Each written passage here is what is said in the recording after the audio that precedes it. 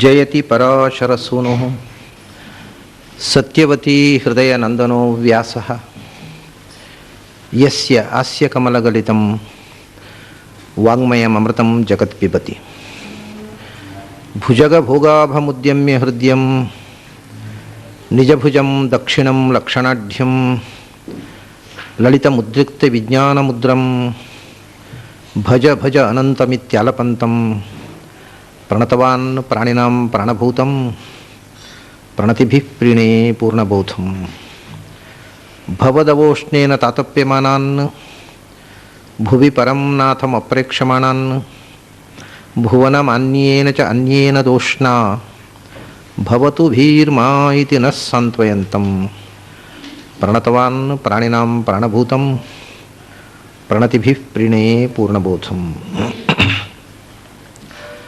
ನನ್ನ ಅಧ್ಯಾತ್ಮ ಬಂಧುಗಳೇ, ಎಲ್ಲ ಅವಸ್ಥೆಗಳಲ್ಲಿ ಭಗವಂತ ನಮ್ಮ ದೇಹದೊಳಗೆ ಬಹುರೂಪನಾಗಿ ಇದ್ದು ನಾವು ಉಣ್ಣುವ ಭೋಗಗಳನ್ನು ತಾನೂ ಭೋಗಿಸುತ್ತಾ ನಮಗೂ ತಿನ್ನಿಸುತ್ತಾ ಒಬ್ಬನಲ್ಲಿ ಪೂಜ್ಯನಾಗಿ, ಒಬ್ಬನಲ್ಲಿ ಪೂಜಕನಾಗಿ, ಒಬ್ಬನಲ್ಲಿ ಗ್ರಾಹ್ಯನಾಗಿ, ಒಬ್ಬನಲ್ಲಿ ಗ್ರಾಹಕನಾಗಿ, ಒಬ್ಬನಲ್ಲಿ ಬಾಧ್ಯನಾಗಿ, ಇನ್ನೊಬ್ಬಲ್ಲಿ ಬಾಧಕನಾಗಿ, ಹೀಗೆ ಭಗವಂತ ನಮ್ಮಂತೆಯೇ ಪ್ರಾಕೃತ ಪುರುಷನಂದದಲ್ಲಿ ಒಬ್ಬ ಸಾಮಾನ್ಯ ಮನುಷ್ಯ ಹೇಗೆ ಒಬ್ಬ ಬಾಧಕನಾಗ್ತಾನೆ, ಒಬ್ಬ ಬಾಧ್ಯನಾಗ್ತಾನೆ, ಅದೇ ರೀತಿ ಅವನೂ ಒಳಗಿದ್ದುಕೊಂಡು ಈ ಬಾಧ್ಯ ಬಾಧಕ ಭಾವದ ಒಂದು ಲೀಲೆಯನ್ನು ಆಡ್ತಾ ಇದ್ದಾನೆ ಅನ್ನುವಂಥ ಮಾತನ್ನು ನಿನ್ನೆ ಪದ್ಯಗಳಲ್ಲಿ ನಾವು ನೋಡಿದ್ದೆವು. ಆಮೇಲೆ ಎಚ್ಚರವನ್ನು ನಿಯಂತ್ರಿಸ್ತಕ್ಕಂಥ ವಿಶ್ವನಾಮಕನಾದ ಭಗವಂತ ನಮ್ಮನ್ನು ಜಾಗೃತ ಅವಸ್ಥೆಯಲ್ಲಿ ಎಚ್ಚರ ತಪ್ಪಿಸುತ್ತಾನೆ ಅನ್ನುವ ಮಾತನ್ನು ಈ ಪದ್ಯದಲ್ಲಿ ಹೇಳ್ತಾನೆ. ಎಚ್ಚರದಲ್ಲಿ ನಮ್ಮನ್ನು ಎಚ್ಚರ ತಪ್ಪಿಸುವ ಬಗೆ. ನಾವು ಎಚ್ಚರ ತಪ್ಪುವುದು ಎಚ್ಚರದಲ್ಲಿಯೇ, ನಿದ್ರೆಯಲ್ಲಿ ಎಚ್ಚರ ತಪ್ಪುವುದು ಹೇಗೆ, ಕನಸಿನಲ್ಲಿ ಎಚ್ಚರ ತಪ್ಪುವುದು ಹೇಗೆ? ಮನುಷ್ಯ ಜೀವನದಲ್ಲಿ ಎಚ್ಚರ ತಪ್ಪುವಂಥ ಒಂದು ಕ್ಷಣ ಇದ್ದರೆ ಅದು ಎಚ್ಚರದಲ್ಲಿ ಮಾತ್ರ. ಎಚ್ಚರದಲ್ಲಿ ನಾವು ಹೇಗೆ ಎಚ್ಚರ ತಪ್ಪಿ ಬದುಕುತ್ತೇವೆ ಅಥವಾ ನಮ್ಮನ್ನು ಎಚ್ಚರ ತಪ್ಪಿಸಿ ಬದುಕಿಸುತ್ತಾನೆ ಅನ್ನುವುದನ್ನು ಹೇಳ್ತಕ್ಕಂಥ ಪದ್ಯ ಮುಂದಿನದ್ದು. ಮನ ವಿಷಯದೊಳಗಿರಿಸಿ ವಿಷಯವ ಮನದೊಳಗೆ ನೆಲೆಗೊಳಿಸಿ ಬಲುನೂತನವು ಸುಸಮೀಚೀನವಿದು ಉಪಾದೇಯವು ಎಂದರುಪಿ ಕನಸಿಲಾದರೂ ತನ್ನ ಪಾದದ ನೆನವನೀಯದೆ ಸರ್ವರೊಳಗಿದ್ದು ಅನುಭವಿಸುವನು ಸ್ಥೂಲ ವಿಷಯವ ವಿಶ್ವನೆಂದೆನಿಸಿ ಅಂತ. ಇದು ಸ್ಥೂಲ ಭುಗ್ ವೈಶ್ವಾನರ ಪ್ರಥಮ ಪಾದ, ಓಂಕಾರದ ಮೊದಲನೆಯ ಅಕ್ಷರವಾದ ಅಕಾರದಿಂದ ವಾಚ್ಯನಾಗಿರ್ತಕ್ಕಂಥ ವಿಶ್ವನಾಮಕನಾದಂಥ ಭಗವಂತನ ರೂಪವನ್ನು ಹೇಳತಕ್ಕಂಥ ಅಥರ್ವಣ ಮಾಂಡೂಕ ಉಪನಿಷತ್ತಿನ ವಾಕ್ಯ ಸ್ಥೂಲ ಭುಕ್ ವೈಶ್ವ ಅಕಾರ ಪ್ರಥಮ ಮಾತ್ರ. ಅದು ಯಾವುದು ಅಂದರೆ ಸ್ಥೂಲ ಭುಕ್ ಸಪ್ತಾಂಗ 19 ಮುಖ ಸ್ಥೂಲಭುಗ್ ವೈಶ್ವಾನರ ಪ್ರಥಮ ಪಾದ ಅಂತ.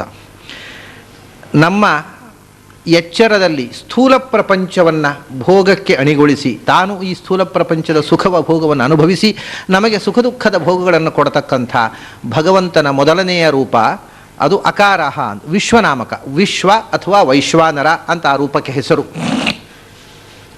ಅದು ವಿಶ್ವನರರಿಗೆ ಸಂಬಂಧಪಟ್ಟದ್ದರಿಂದ ವೈಶ್ವಾನರ, ವಿಶ್ವದ ಅನುಭವವನ್ನು ಕೊಡುವಂಥದ್ದಾದ್ದರಿಂದ ವಿಶ್ವ. ಅದು ಅಕಾರ ವಾಚ್ಯ. ಯಾಕೆ? ಅಕಾರ ಅನ್ನುವುದು ಎಚ್ಚರವನ್ನು ಹೇಳತಕ್ಕಂಥ ಶಬ್ದ ಅಂತ ನಾನು ಈ ಮೊದಲು ಹೇಳಿದ್ದೆ. ಆಪ್ತೇ ಅಕಾರ ಪ್ರಥಮ ಮಾತ್ರ, ಆಪ್ತೇ ಆದಿಮತ್ವಾದ್ವಾ ಅಂತ. ಆ ಅಂದರೆ ಆಪ್ತಿ, ಹೊರಗಿನ ಪ್ರಪಂಚದ ಜೊತೆಗೆ ಸಂಪರ್ಕ ಅನ್ನೋದು ಒಂದು ಅರ್ಥ. ಇನ್ನೊಂದು ಅರ್ಥ ಉಪನಿಷತ್ತು ಹೇಳುತ್ತೆ, ಅವನು ಎಚ್ಚರವಾಗುವುದು ಅಂದರೆ ಎಲ್ಲಿಂದ, ಯಾವುದರಿಂದ ಎಚ್ಚರ ಆಗುವುದು? ಎರಡು ರೀತಿಯಿಂದ ಎಚ್ಚರ ಆಗ್ಬೋದು. ಕನಸು ಬೀಳ್ತಾ ಇದೆ, ಕನಸು ಬೀಳ್ತಾ ಇದ್ದ ಹಾಗೆ ಎಚ್ಚರ ಆದರೆ ಕನಸಿನಿಂದ ಎಚ್ಚರ.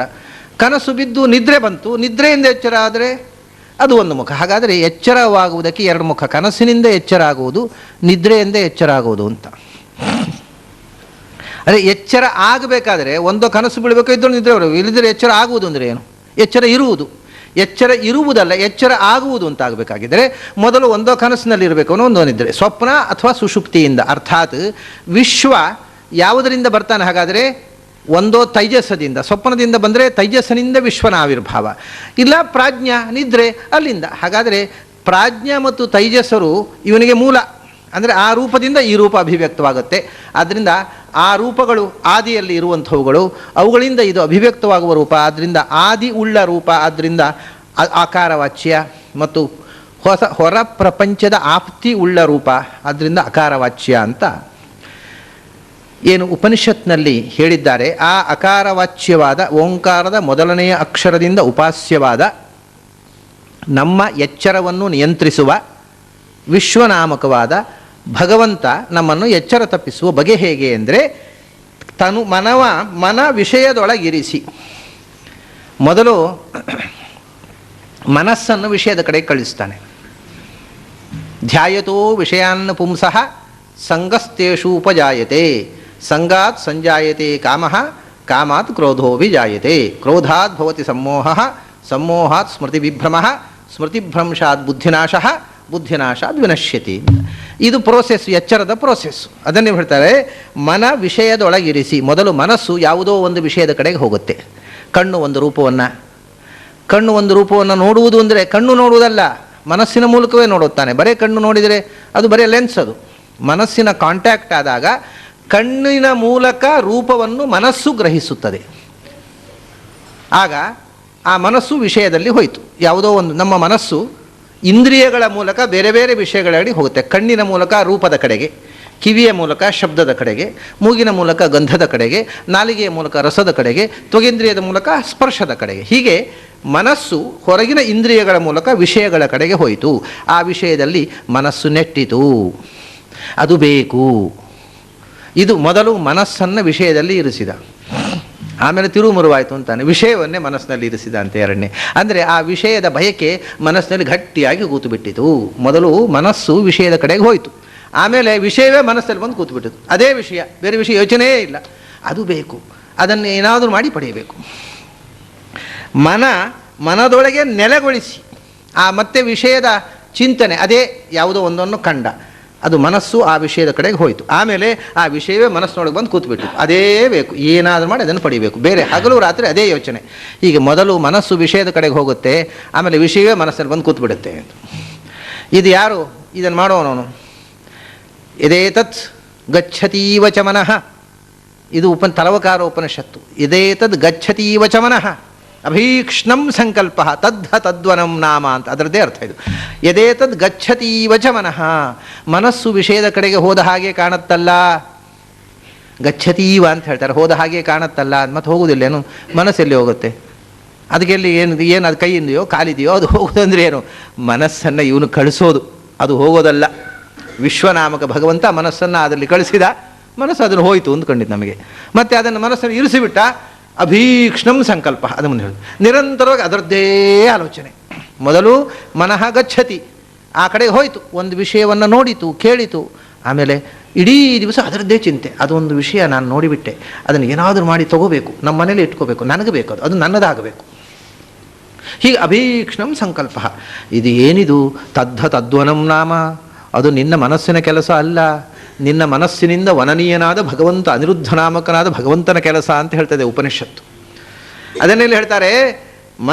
ಮನ ವಿಷಯದೊಳಗಿರಿಸಿ ಗಚ್ಚತೀವ ಚ ಮನಃ, ಆಮೇಲೆ ವಿಷಯವ ಮನದೊಳಗೆ ನೆಲೆಗೊಳಿಸಿ ಅಭೀಕ್ಷ್ಣಂ ಸಂಕಲ್ಪ, ನಿರಂತರ ಅದರದ್ದೇ ಯೋಚನೆ ಮನಸ್ಸಿಗೆ. ಆಮೇಲೆ ಅದು ವಿಷಯ ಮೊದಲು ಮನಸ್ಸಿನ ಕಡೆಗೆ, ವಿಷಯದ ಕಡೆಗೆ ಮನಸ್ಸು ಹೋಯಿತು, ಆಮೇಲೆ ವಿಷಯವೇ ಬಂದು ಮನಸ್ಸಲ್ಲಿ ಕೂತ್ಬಿಟ್ಟಿದೆ. ಮತ್ತೆ ಮನಸ್ಸಲ್ಲಿ ಹೋಗೋ ಪ್ರಶ್ನೆ ಇಲ್ಲ, ಇದು ಒಳಗೆ ಬಂದು ಕೂತ್ಬಿಟ್ಟಿದೆ ವಿಷಯ. ಅದು ಒಂದೇ ವಿಷಯ ಸ್ವಾಮಿ ನನ್ನ ತಲೆ ಕಾಡೋದು ಶುರು ಮಾಡ್ತಾನೆ, ಆಮೇಲೆ ಬೇರೆ ವಿಷಯವೇ ನನ್ನ ತಲೆಗೆ ಬರೋದಿಲ್ಲ. ಅದು ಒಂದೇ ಮನಸ್ಸಿನೊಳಗೆ ಗಟ್ಟಿಯಾಗಿ ನೆಲೆಗೊಂಡು ಬಿಡುತ್ತೆ. ಅದನ್ನೇ ಕೃಷ್ಣ ಗೀತೆಯಲ್ಲಿ, ಇದು ಉಪನಿಷತ್ತನ ಮಾತಾಯಿತು, ಕೃಷ್ಣ ಗೀತೆಯಲ್ಲಿ ಹೇಳಿದ ಧ್ಯಾಯತೋ ವಿಷಯವನ್ನು ಪುಂಸಃ, ಒಂದು ವಿಷಯವನ್ನು ನೋಡಿದಾಗ ಮನಸ್ಸು ಅದನ್ನು ಯೋಚನೆ ಮಾಡಲಿಕ್ಕೆ ಹತ್ತಿತು. ಮೊದಲು ನೋಡಿತು, ನೋಡಿ ಇಷ್ಟಪಟ್ಟು ಅದನ್ನೇ ಯೋಚಿಸಲಿಕ್ಕೆ ಹತ್ತಿತು. ಯೋಚಿಸಿದ ಕೂಡಲೇ ಸಂಗಸ್ತೇಷು ಉಪಜಾಯತೆ, ಮನಸ್ಸು ಗಟ್ಟಿಯಾಗಿ ಅಂಟಿಕೊಂಡು ಬಿಡ್ತೇವೆ ವಿಷಯ ಮನಸ್ಸಿನಲ್ಲಿ. ಇದೇ ಮನವನ್ನು ಅದರಲ್ಲಿ ವಿಷಯ ಮನದಲ್ಲಿ ನೆಲೆಗೊಳಿಸುವುದು. ಸಂಗಹ ಗಟ್ಟಿಯಾಗಿ ಕೂತು ಬಿಡ್ತದೆ ಮನಸ್ಸಿನಲ್ಲಿ. ಒಳ್ಳೆ ಗಮ್ ಹಾಕಿ ಕೂಡಿಸಿದ ಹಾಗೆ ಮತ್ತೆ ಹೋಗೋದಿಲ್ಲ ಅದು. ಸಂಗಹ ತೇಷು ಉಪಜಾಯತೆ, ಸಂಗ ಆಗಿ ಮನಸ್ಸಲ್ಲಿ ಕೂತು ಬಿಟ್ರೆ ಏನು ಅಂದರೆ ಸಂಗಾತ್ ಸಂಜಾಯತೆ ಕಾಮಃ, ಅದು ಬೇಕು, ಅದು ಬೇಕು, ಅದು ಬೇಕು, ಅದೇ ಮತ್ತೆ ಮನಸ್ಸು ಹೇಳೋದು, ಬೇರೆ ವಿಷಯವೇ ಹೇಳೋದಿಲ್ಲ. ಅದರಿಂದ ಕಾಮ ಬೆಳೆಯಿತು. ಬಯಕೆ, ಕಾಮ ಅಂತ ಬಯಕೆ, ಅದನ್ನು ಪಡೆಯಬೇಕು, ಏನಾದರೂ ಮಾಡಿ ಅದು ನನ್ನದಾಗಬೇಕು ಅನ್ನೋ ಬಯಕೆ ಬೆಳೆಯಿತು. ಬೆಳೆದು ಬೆಳೆದು ಪ್ರಯತ್ನ ಮಾಡಿದ, ಸಿಗಲಿಲ್ಲ. ಅದು ಇನ್ಯಾರಿಗೂ ಸಿಕ್ಕಿತು. ಇವನು ಸಿಗಬೇಕು ಅಂತ ಬಯಸಿದ್ದು ಇನ್ಯಾರಿಗೂ ಸಿಕ್ಕಿತು. ಕಾಮಾತ್ ಕ್ರೋಧೋ ವಿಜಾಯತೆ. ನನಗೆ ಸಿಗಬೇಕಾಗಿತ್ತು, ನನಗೆ ಸಿಗದಿದ್ದದ್ದು ಅವನಿಗೆ ಸಿಕ್ಕುವುದು ಅಂದರೆ ಏನು? ಸಿಟ್ಟು ಬರಲಿಕ್ಕೆ ಶುರುವಾಯಿತು. ಹೀಗೆ ಬೆಳ್ಕೊಂಡು ಹೋಗುತ್ತೆ. ಕಾಮದಿಂದ ಕ್ರೋಧ, ಕ್ರೋಧದಿಂದ ವಿವೇಕ ಪ್ರಜ್ಞೆಯನ್ನು ಕಳ್ಕೊಳ್ತಾನೆ, ವಿವೇಕ ಪ್ರಜ್ಞೆಯಿಂದ ಯುಕ್ತಾಯುಕ್ತ ಚಿಂತೆಯನ್ನು ಕಳ್ಕೊಳ್ತಾನೆ. ಕಡೆಗೆ ಮಾಡಿದ್ದೇ ಸರಿ ಅಂತ ಛಲ ಪ್ರಾರಂಭವಾಗುತ್ತೆ, ಮಾಡಬಾರದ್ದನ್ನು ಮಾಡ್ತಾನೆ. ಆ ಮಾಡಬಾರದ್ದನ್ನು ಮಾಡುವುದೇ ಅವನ ಪತನ ಅಂತ, ಬುದ್ಧಿನಾಶ ವಿನಶ್ಯತಿ ಅಂತ. ಹೀಗೆ ಕೃಷ್ಣ ಏನು ಹೇಳಿದ್ದಾನೆ, ಇದು ಎಚ್ಚರದ ವ್ಯಾಪಾರ. ಅಂದರೆ ಇದು ಅನಿರುದ್ಧ ಮಾಡೋ ಕೆಲಸ. ನಮ್ಮನ್ನು ಎಚ್ಚರ ತಪ್ಪಿಸಿ ವಿಷಯದಲ್ಲಿ ಮುಳುಗಿಸಿ ಬಿಡ್ತಾನೆ. ಯಾವುದರ ಬಗ್ಗೆ ನಾವು ಎಚ್ಚರವಾಗಿರಬೇಕು ಅದರ ಎಚ್ಚರವೇ ಇಲ್ಲದಂತೆ ಮಾಡಿಬಿಡ್ತಾನೆ ಎಚ್ಚರದಲ್ಲಿ ಅಂತಾರೆ. ಮನ ವಿಷಯದೊಳಗಿರಿಸಿ, ವಿಷಯವ ಮನದೊಳಗೆ ನೆಲೆಗೊಳಿಸಿ. ಆ ವಿಷಯ ಎಂಥದು? ಅದೇನು ಹೊಸತಲ್ಲ, ನಾವು ಯಾವಾಗಲೂ ನೋಡುವಂಥದ್ದೇ ಮಾಮೂಲು. ಆದರೆ ಪ್ರತಿ ಬಾರಿಯೂ ಅದು ಹೊಸತಾಗಿ, ರುಚಿಯಾಗಿ, ಇನ್ನೂ ಬೇಕು ಇನ್ನೂ ಬೇಕು ಅಂತ ಅನ್ನಿಸುವಂತೆ ಅದರಲ್ಲಿ ಆಸೆಯನ್ನು ಮೂಡಿಸ್ತಾನೆ. ಬಲು ನೂತನವು. ವಾಸ್ತವಿಕವಾಗಿ ಯಾವುದೂ ಹೊಸತು ಇಲ್ಲ. ನಾವು ಯಾವುದೂ ನೋಡದೇ ಇದ್ದದ್ದನ್ನು ನೋಡಿದ್ದಲ್ಲ. ಇಂಥದ್ದು ಇನ್ನೊಂದು ನೋಡಿದ್ದೆ, ಇದು ನೋಡಲಿಲ್ಲ ಅಂತ ಶುರು ಮಾಡ್ತಾನೆ. ಅವಾಗ ಅದರಲ್ಲಿ ಒಂದು ಹೊಸತನವನ್ನು ಕಾಣ್ತಾನೆ. ಹೊಸತನ ಕಾಣೋದು ಯಾವಾಗ? ಯಾವುದು ನಮಗೆ ಹೆಚ್ಚು ಇಷ್ಟವಾಗುತ್ತೋ ಅದು ಇಷ್ಟವಾಗಿರುವಷ್ಟು ಕಾಲವೂ ಹೊಸತಾಗಿ ಕಾಣುತ್ತೆ. ಇಷ್ಟವಲ್ಲ ಅಂತ ಕಾಣಲಿಕ್ಕೆ ಶುರು ಮಾಡಿದಾಗ ಹೊಸತು ಹಳಸಿಲಿಕ್ಕೆ ಶುರುವಾಗುತ್ತೆ. ಅದು ಹಳಸೋದು ಇಲ್ಲ, ಅದು ಹೊಸದಾಗಿರೋದು ಇಲ್ಲ. ಇವನಿಗೆ ಇಷ್ಟವಾದಾಗ ಅದು every day it is fresh. ಅವನಿಗೆ ಅದರಲ್ಲಿ ಆಸಕ್ತಿ ಹೋದಾಗ ಇಟ್ ಈಸ್ ಓರ್ನ್ ಔಟ್. ಅದೇನು ಏನಾಗಬೇಕು, ಅದನ್ನು ಹಳತು. ಅದನ್ನು ಹಳತು ಆಗುವುದು ಅಂದರೆ ಏನು? ಎಲ್ಲವೂ ಹಳತೆ, ಎಲ್ಲವೂ ಹೊಸತೆ. ನಿನಗೆ ಅದು ಇಷ್ಟವಾಗಿರುವಷ್ಟು ಕಾಲ ಅದು ಎವರ್ ಫ್ರೆಶ್. ಅದು ಹೊಸತಾಗಿ ಕಾಣುತ್ತೆ. ಅದರಲ್ಲಿ ಹೊಸ ಅಂಶಗಳನ್ನು ಕಂಡು ಮೆಚ್ಚುಗೆ. ಅದು ಇಷ್ಟ ಇಲ್ಲ ಅಂದಾಗ ಅದರಲ್ಲಿ ಏನುಂಟು ಮಹಾ ಅಂತಾನೆ. ಆದರೆ ಏನು ಉಂಟು ಏನಿಲ್ಲ ಅನ್ನೋದು ಪ್ರಶ್ನೆ ಇಲ್ಲ, ನನಗೆ ಏನು ಕಾಣುತ್ತೆ ಅನ್ನೋದು ಪ್ರಶ್ನೆ. ಅದರಲ್ಲಿ ಪ್ರತಿ ಬಾರಿಯೂ ಹೊಸತನವನ್ನು ಕಾಣಿಸಿ, ಆಹಾ ಇದು ರುಚಿ, ಇದು ಹೊಸತು ಅಂತ ಅದರಲ್ಲಿ ಆಸಕ್ತಿಯನ್ನು ಹುಟ್ಟಿಸಿ, ಸುಸಮೀಚೀನ, ಇದು ಹೊಸ್ತು, ಇದು ಬಹಳ ಚೆನ್ನಾಗಿದೆ, ಮತ್ತು ಆದ್ದರಿಂದ ಇದು ಉಪಾದೇಯ, ಇದು ನಾನು ಇದನ್ನು ಸ್ವೀಕರಿಸಬೇಕು, ಇದು ಬಳಸಬೇಕು, ಇದು ನನ್ನದಾಗಬೇಕು, ನನ್ನದಾಗಿಸಿಕೊಳ್ಳಬೇಕು ಎಂದು ಅರುಪಿ, ಹಾಗೆ ಬುದ್ಧಿ ಹುಟ್ಟಿಸಿ, ಹಾಗೆ ಪ್ರೇರಣೆ ಮಾಡಿ ಅದರಲ್ಲೇ ಮುಳುಗಿಸಿಬಿಟ್ಟ. ಈ ಹೊರಗಿನ ಪ್ರಪಂಚ, ಅದರಲ್ಲಿರ್ತಕ್ಕ ಯಾವ್ಯಾವುದೋ ವಸ್ತುಗಳು, ಅದರಲ್ಲಿ ಆಸಕ್ತಿ, ಅದನ್ನು ಪಡೆಯುವುದರ ಬಗ್ಗೆ ಪ್ರಯತ್ನ, ಈ ಎಚ್ಚರದಲ್ಲಿ ಈ ಹೊರಗಿನ ಬಾಹ್ಯ ಪ್ರಪಂಚದಲ್ಲೇ ನಮ್ಮನ್ನು ಮುಳುಗಿಸಿ ನಿಜವಾದ ಸತ್ಯದ ಬಗೆಗೆ ಎಚ್ಚರವೇ ಇಲ್ಲದಂತೆ ಮಾಡಿಬಿಟ್ಟ. ಕನಸಿಲಾದರೂ ಹೋಗ್ಲೆಪ್ಪ, ಅವನು ವಿಶ್ವ ಹೀಗೆ ಮಾಡಿದ, ತೈಜಸ್ಸಾದರೂ ನಮಗೆ ಕನಸಿನಲ್ಲಾದರೂ ಸತ್ಯದ ದರ್ಶನ ಆಗಬೇಕಲ್ಲ, ಅಂದರೆ ಕನಸಿನಲ್ಲೂ ಸತ್ಯದ ಯೋಚನೆ ಬಾರದ ಹಾಗೆ ಮಾಡಿಬಿಟ್ಟು. ಕನಸಿಲಾದರೂ ತನ್ನ ಪಾದದ ನೆನವ ನೀಯದೆ. ಯಾಕೆಂದರೆ ಕನಸು ಬೀಳುವುದು ಅಂದರೆ ಏನು? ಎಕ್ಸೆಪ್ಷನಲ್ ಡ್ರೀಮ್ಸ್ ಇದ್ದಾವೆ, ಅದು ಬೇರೆ. ನಾನು ಮೊನ್ನೆ ಹೇಳಿದ್ದೇನೆ 3 ಥರದ ಕನಸುಗಳಿವೆ ಅಂತ. ಸಹಜವಾದ ಕನಸುಗಳು ಅಂದರೆ ನಾವು ಎಚ್ಚರದಲ್ಲಿ ಏನನ್ನು ಯೋಚಿಸ್ತೇವೆ, ಮಾಡ್ತೇವೆ, ಬಯಸ್ತೇವೆಯೋ ಅದೇ ಕನಸಿನಲ್ಲಿ ಕಾಣುವುದು. ಎಚ್ಚರದಲ್ಲಿ ಅನುಭವ ಆಗದೇ ಇದ್ದದ್ದು ಕನಸಿನಲ್ಲಿ ಆಗುವುದೇ ಇಲ್ಲ. ಹಾಗಾಗಿ ಎಚ್ಚರದಲ್ಲಿ ನಾವು ಭಗವಂತನ ಬಗೆಗೆ ಎಚ್ಚರ ಆಗದೇ ಇದ್ದರೆ ಕನಸಿನಲ್ಲಿಯೂ ಭಗವಂತ ಕಾಣಿಸುವುದಿಲ್ಲ. ಎಚ್ಚರದಲ್ಲಿ ಭಗವಂತನ ಬಗೆಗೆ ಯಾವಾಗಲೂ ಭಗವಂತನ ಯೋಚನೆ ಮಾಡ್ತಾ ಇದ್ದರೆ, ಈ ಉದಾಹರಣೆಗೆ ಅಯ್ಯೋ ತಿರುಪತಿಗೆ ಹೋಗಬೇಕು, ಶ್ರೀನಿವಾಸನ ದರ್ಶನ ಮಾಡಬೇಕು, ಹಾಗೇ ಇಲ್ಲ ಬದರಿಗೆ ಹೋಗಬೇಕು, ಉಡುಪಿಗೆ ಹೋಗಬೇಕು ಅಂತ ನಾವು ಕನಸು ಅಂದರೆ ಎಚ್ಚರದಲ್ಲಿ ಕನಸು ಕಾಣ್ತಾ ಇದ್ದರೆ, ಎಲ್ಲೋ ಒಂದು ದಿವಸ ಕನಸಿನಲ್ಲಿ ಆದರೂ ಬದರಿಗೆ ಹೋಗಬಹುದು, ಬದರಿಗೆ ಹೋದೆ ಅಂತ ಕನಸು ಬೀಳ್ಬೋದು. ಯಾಕೆಂದರೆ ಹಗಲೆಲ್ಲ ಅದೇ ಯೋಚಿಸ್ತಾ ಇದ್ದದ್ರಿಂದ ಅದೇ ಡ್ರೀಮ್ ಆಗಿ ಕಾಣುತ್ತೆ. ಅದು ಹಗಲೇ ಯೋಚಿಸಿದ್ರೆ ಪರಿಣಾಮ ಬದರಿಗೆ ಹೋದಾಗ ಕನಸು ಬೀಳ್ಬೋದು, ಕಾಶಿಗೆ ಹೋದಾಗ ಕನಸು ಬೀಳ್ಬೋದು, ಉಡುಪಿಗೆ ಹೋದಾಗ ಕನಸು ಬೀಳ್ಬೋದು, ತಿರುಪತಿಗೆ ಹೋಗಿ ಶ್ರೀನಿವಾಸನ ದರ್ಶನ ಮಾಡಿದೆ ಅಂತ ಕನಸು ಬೀಳ್ಬೋದು. ಹಗಲು ಇಡೀ ಅವನು ಭಗವಂತನ ಯೋಚನೆಯೇ ಒಂದು ಕ್ಷಣವೂ ಮಾಡದೇ ಇದ್ದರೆ ರಾತ್ರಿ ಕನಸಿನಲ್ಲಿ ಭಗವಂತ ಯಾಕೆ ಬರ್ತಾನೆ? ಅದರಿಂದ ಎಚ್ಚರದಲ್ಲಿ ಭಗವಂತನ ಎಚ್ಚರ ತಪ್ಪಿಸಿ ಕನಸಿನಲ್ಲಿಯೂ ಭಗವಂತನ ನೆನಪು ಬಾರದ ಹಾಗೆ ಮಾಡಿಬಿಡ್ತಾನೆ. ಅಂದ ಕನಸಿನಲ್ಲಿ ನೆನಪು ಬಾರದಾಗ ಮಾಡೋ ತೈಜಸ್ಸ ಅಲ್ಲ, ಇವರೇ ಅನಿರುದ್ಧ. ಎಚ್ಚರದಲ್ಲಿ ಭಗವಂತನ ಎಚ್ಚರ ಕೊಟ್ಟರೆ ಕನಸಿನಲ್ಲಿಯೂ ಅದು ಬರ್ತಿತ್ತು. ಕನಸಿನಲ್ಲಿ ಕೂಡ ನನ್ನ ಪಾದದ ಸ್ಮರಣೆ ನಿನಗೆ ಬರಬಾರ್ದು ಅಂತ ತೀರ್ಮಾನ ಮಾಡಿಬಿಟ್ರೆ ಅವನು ಎಚ್ಚರದಲ್ಲಿ ಪೂರ್ತಿ ಎಚ್ಚರ ತಪ್ಪಿಸಿ ಬಿಡ್ತಾನೆ. ನಾವು ಮನಸ್ಸಿನಲ್ಲಿ ಯಾವುದನ್ನು ಗಾಢವಾಗಿ ಚಿಂತಿಸಿದೆವೋ ಅದು ಕನಸಿನಲ್ಲಿ ಬರುವಂಥದ್ದು ಒಂದು ಮುಖ. ಇದಕ್ಕೆ ಅಪವಾದವಾಗಿ ಒಂದಿದೆ. ಯಾವ ಕ್ಷಣದಲ್ಲೂ ದೇವರನ್ನು ಯೋಚಿಸದೇ ಇದ್ದವ, ದೇವರನ್ನು ಮರೆತು ಬದುಕಿದವ, ಒಂದು ದಿವಸ ಕನಸಿನಲ್ಲಿ ದೇವರನ್ನು ಕಂಡು ಮರುದಿವಸದಿಂದ ಭಕ್ತನಾಗಬಹುದು. ಇದೇ ಎಕ್ಸೆಪ್ಷನ್. ಅವನು ಎಚ್ಚರ ಮಾಡಿಸಬೇಕಾಗಿತ್ತು ಭಗವಂತನಿಗೆ. ಅದಕ್ಕೆ ಎಚ್ಚರದಲ್ಲಿ ಎಚ್ಚರ ಆಗಲಿಲ್ಲ, ಕನಸಲ್ಲಿ ಎಚ್ಚರಗೊಳಿಸಿಬಿಡ್ತಾನೆ. ಆ ಕನಸಿನಲ್ಲಿ ಯಾವುದೋ ಒಂದು ದರ್ಶನ ಆಗಿ, ಅಯ್ಯೋ ಹೀಗಾಗಿ ಹೋಯ್ತಲ್ಲ, ನಾನು ಇದನ್ನು ಮರೆತು ಬಿಟ್ಟು ಇಷ್ಟು ಕಾಲ ಬದುಕಿದನಲ್ಲ ಅಂತ ಬೆಳಗಾತ ಎದ್ದಾಗ ಬೇರೆ ಮನುಷ್ಯನಾಗಿ ಬಿಡ್ತಾನೆ. ಇದು ಉಂಟು, ಇಲ್ಲ ಅಂತಲ್ಲ. ಆದರೆ ಸಾಮಾನ್ಯ ಸ್ಥಿತಿ ಏನು? ಎಚ್ಚರದಲ್ಲಿ ನಾವು ಭಗವಂತನ ಬಗೆಗೆ ಎಚ್ಚರ ಆಗದೇ ಇದ್ದರೆ ಕನಸಿನಲ್ಲೂ ಭಗವಂತ ಕಾಣಿಸೋದಿಲ್ಲ. ಅದು ಅವನು ಎಚ್ಚರದಲ್ಲಿ ಎಂದಾದರೂ ಎಚ್ಚರ ಆಗಿರಬೇಕು, ಕನಸಿನಲ್ಲಿ ಬಿಡಬೇಕಾದ್ರೆ. ಈ ಜನ್ಮದಲ್ಲಿ ಆದರೆ ಹಿಂದಿನ ಜನ್ಮದಲ್ಲಿ ಆದರೂ ಭಗವಂತನ ಬಗ್ಗೆ ಭಾರೀ ಎಚ್ಚರವಾಗಿ ಬದುಕಿದ್ರೆ, ಯಾವುದೋ ಪ್ರಾರಬ್ಧದಿಂದ ಈ ಜನ್ಮದಲ್ಲಿ ಬಹಳ ವರ್ಷ ಮರೆತರೂ ಕನಸಿನಲ್ಲಿ ಆದರೂ ಬಂದು ಎಚ್ಚರ ಮಾಡಿಸ್ತಾನೆ. ಅದಕ್ಕೆ ಅಜಾಮಿಳ ದೃಷ್ಟಾಂತ. ಅಜಾಮಿಳ ಒಂದು ಕ್ಷಣವೂ ದೇವರನ್ನು ಯೋಚನೆ ಮಾಡಿದವನಲ್ಲ. ಹಾಗಂತ ಅವನು ದೇವರ ಬಗ್ಗೆ ಗೊತ್ತಿರದೇ ಇದ್ದವನಲ್ಲ. ಒಳ್ಳೆಯ ವೈದಿಕರ ಮನೆಯಲ್ಲಿ ಹುಟ್ಟಿದವ, ವೇದಶಾಸ್ತ್ರಗಳನ್ನು ಓದಿದವ, ಸದಾಚಾರ ಸಂಪನ್ನರಾದ ತಂದೆ ತಾಯಂದಿರ ಜೊತೆಗೆ ಬೆಳೆದು ಟ್ರೈನ್ ಆದವ, ಎಲ್ಲ ಆದವ. ಒಂದು ದಿವಸ ಇದೆಲ್ಲ ಬಿಟ್ಟು, ಅಪ್ಪ ಅಮ್ಮನನ್ನು ಬಿಟ್ಟು, ತಾನು ಮದುವೆಯಾದ ಹೆಂಡತಿಯನ್ನು ಬಿಟ್ಟು ಒಬ್ಬ ವೇಶ್ಯೆ ಜೊತೆಗೆ ಸಂಸಾರ ಮಾಡಲಿ ಶುರು ಮಾಡಿಬಿಟ್ಟ. ಆಮೇಲೆ ವೇಶ್ಯೆ ಜೊತೆ ಸಂಸಾರ ಮಾಡಿದ ಮೇಲೆ ಎಲ್ಲವನ್ನು, ತಂದೆ ತಾಯಿ ಹೆಂಡತಿಯನ್ನು ಅಷ್ಟೇ ಮರೆತದ್ದಲ್ಲ, ದೇವರನ್ನು ಮರೆತ, ತನ್ನ ಸದಾಚಾರವನ್ನೂ ಮರೆತ. ಮಾಡಬಾರದ್ದನ್ನು ಮಾಡಿದ, ಕುಡಿಯಬಾರದ್ದನ್ನು ಕುಡಿದ, ತಿನ್ನಬಾರದ್ದನ್ನು ತಿಂದ, ಎಲ್ಲ ಕಳವು ಮಾಡಿದ, ಸುರಾಪಾನ ಮಾಡಿದ, ಮಾಂಸಭಕ್ಷಣೆ ಮಾಡಿದ. ಅವನು ಮಾಡದ ಅನಾಚಾರ ಇಲ್ಲ. ಆದರೆ ಎಂಥ ಸಚೇತನ ಅದು!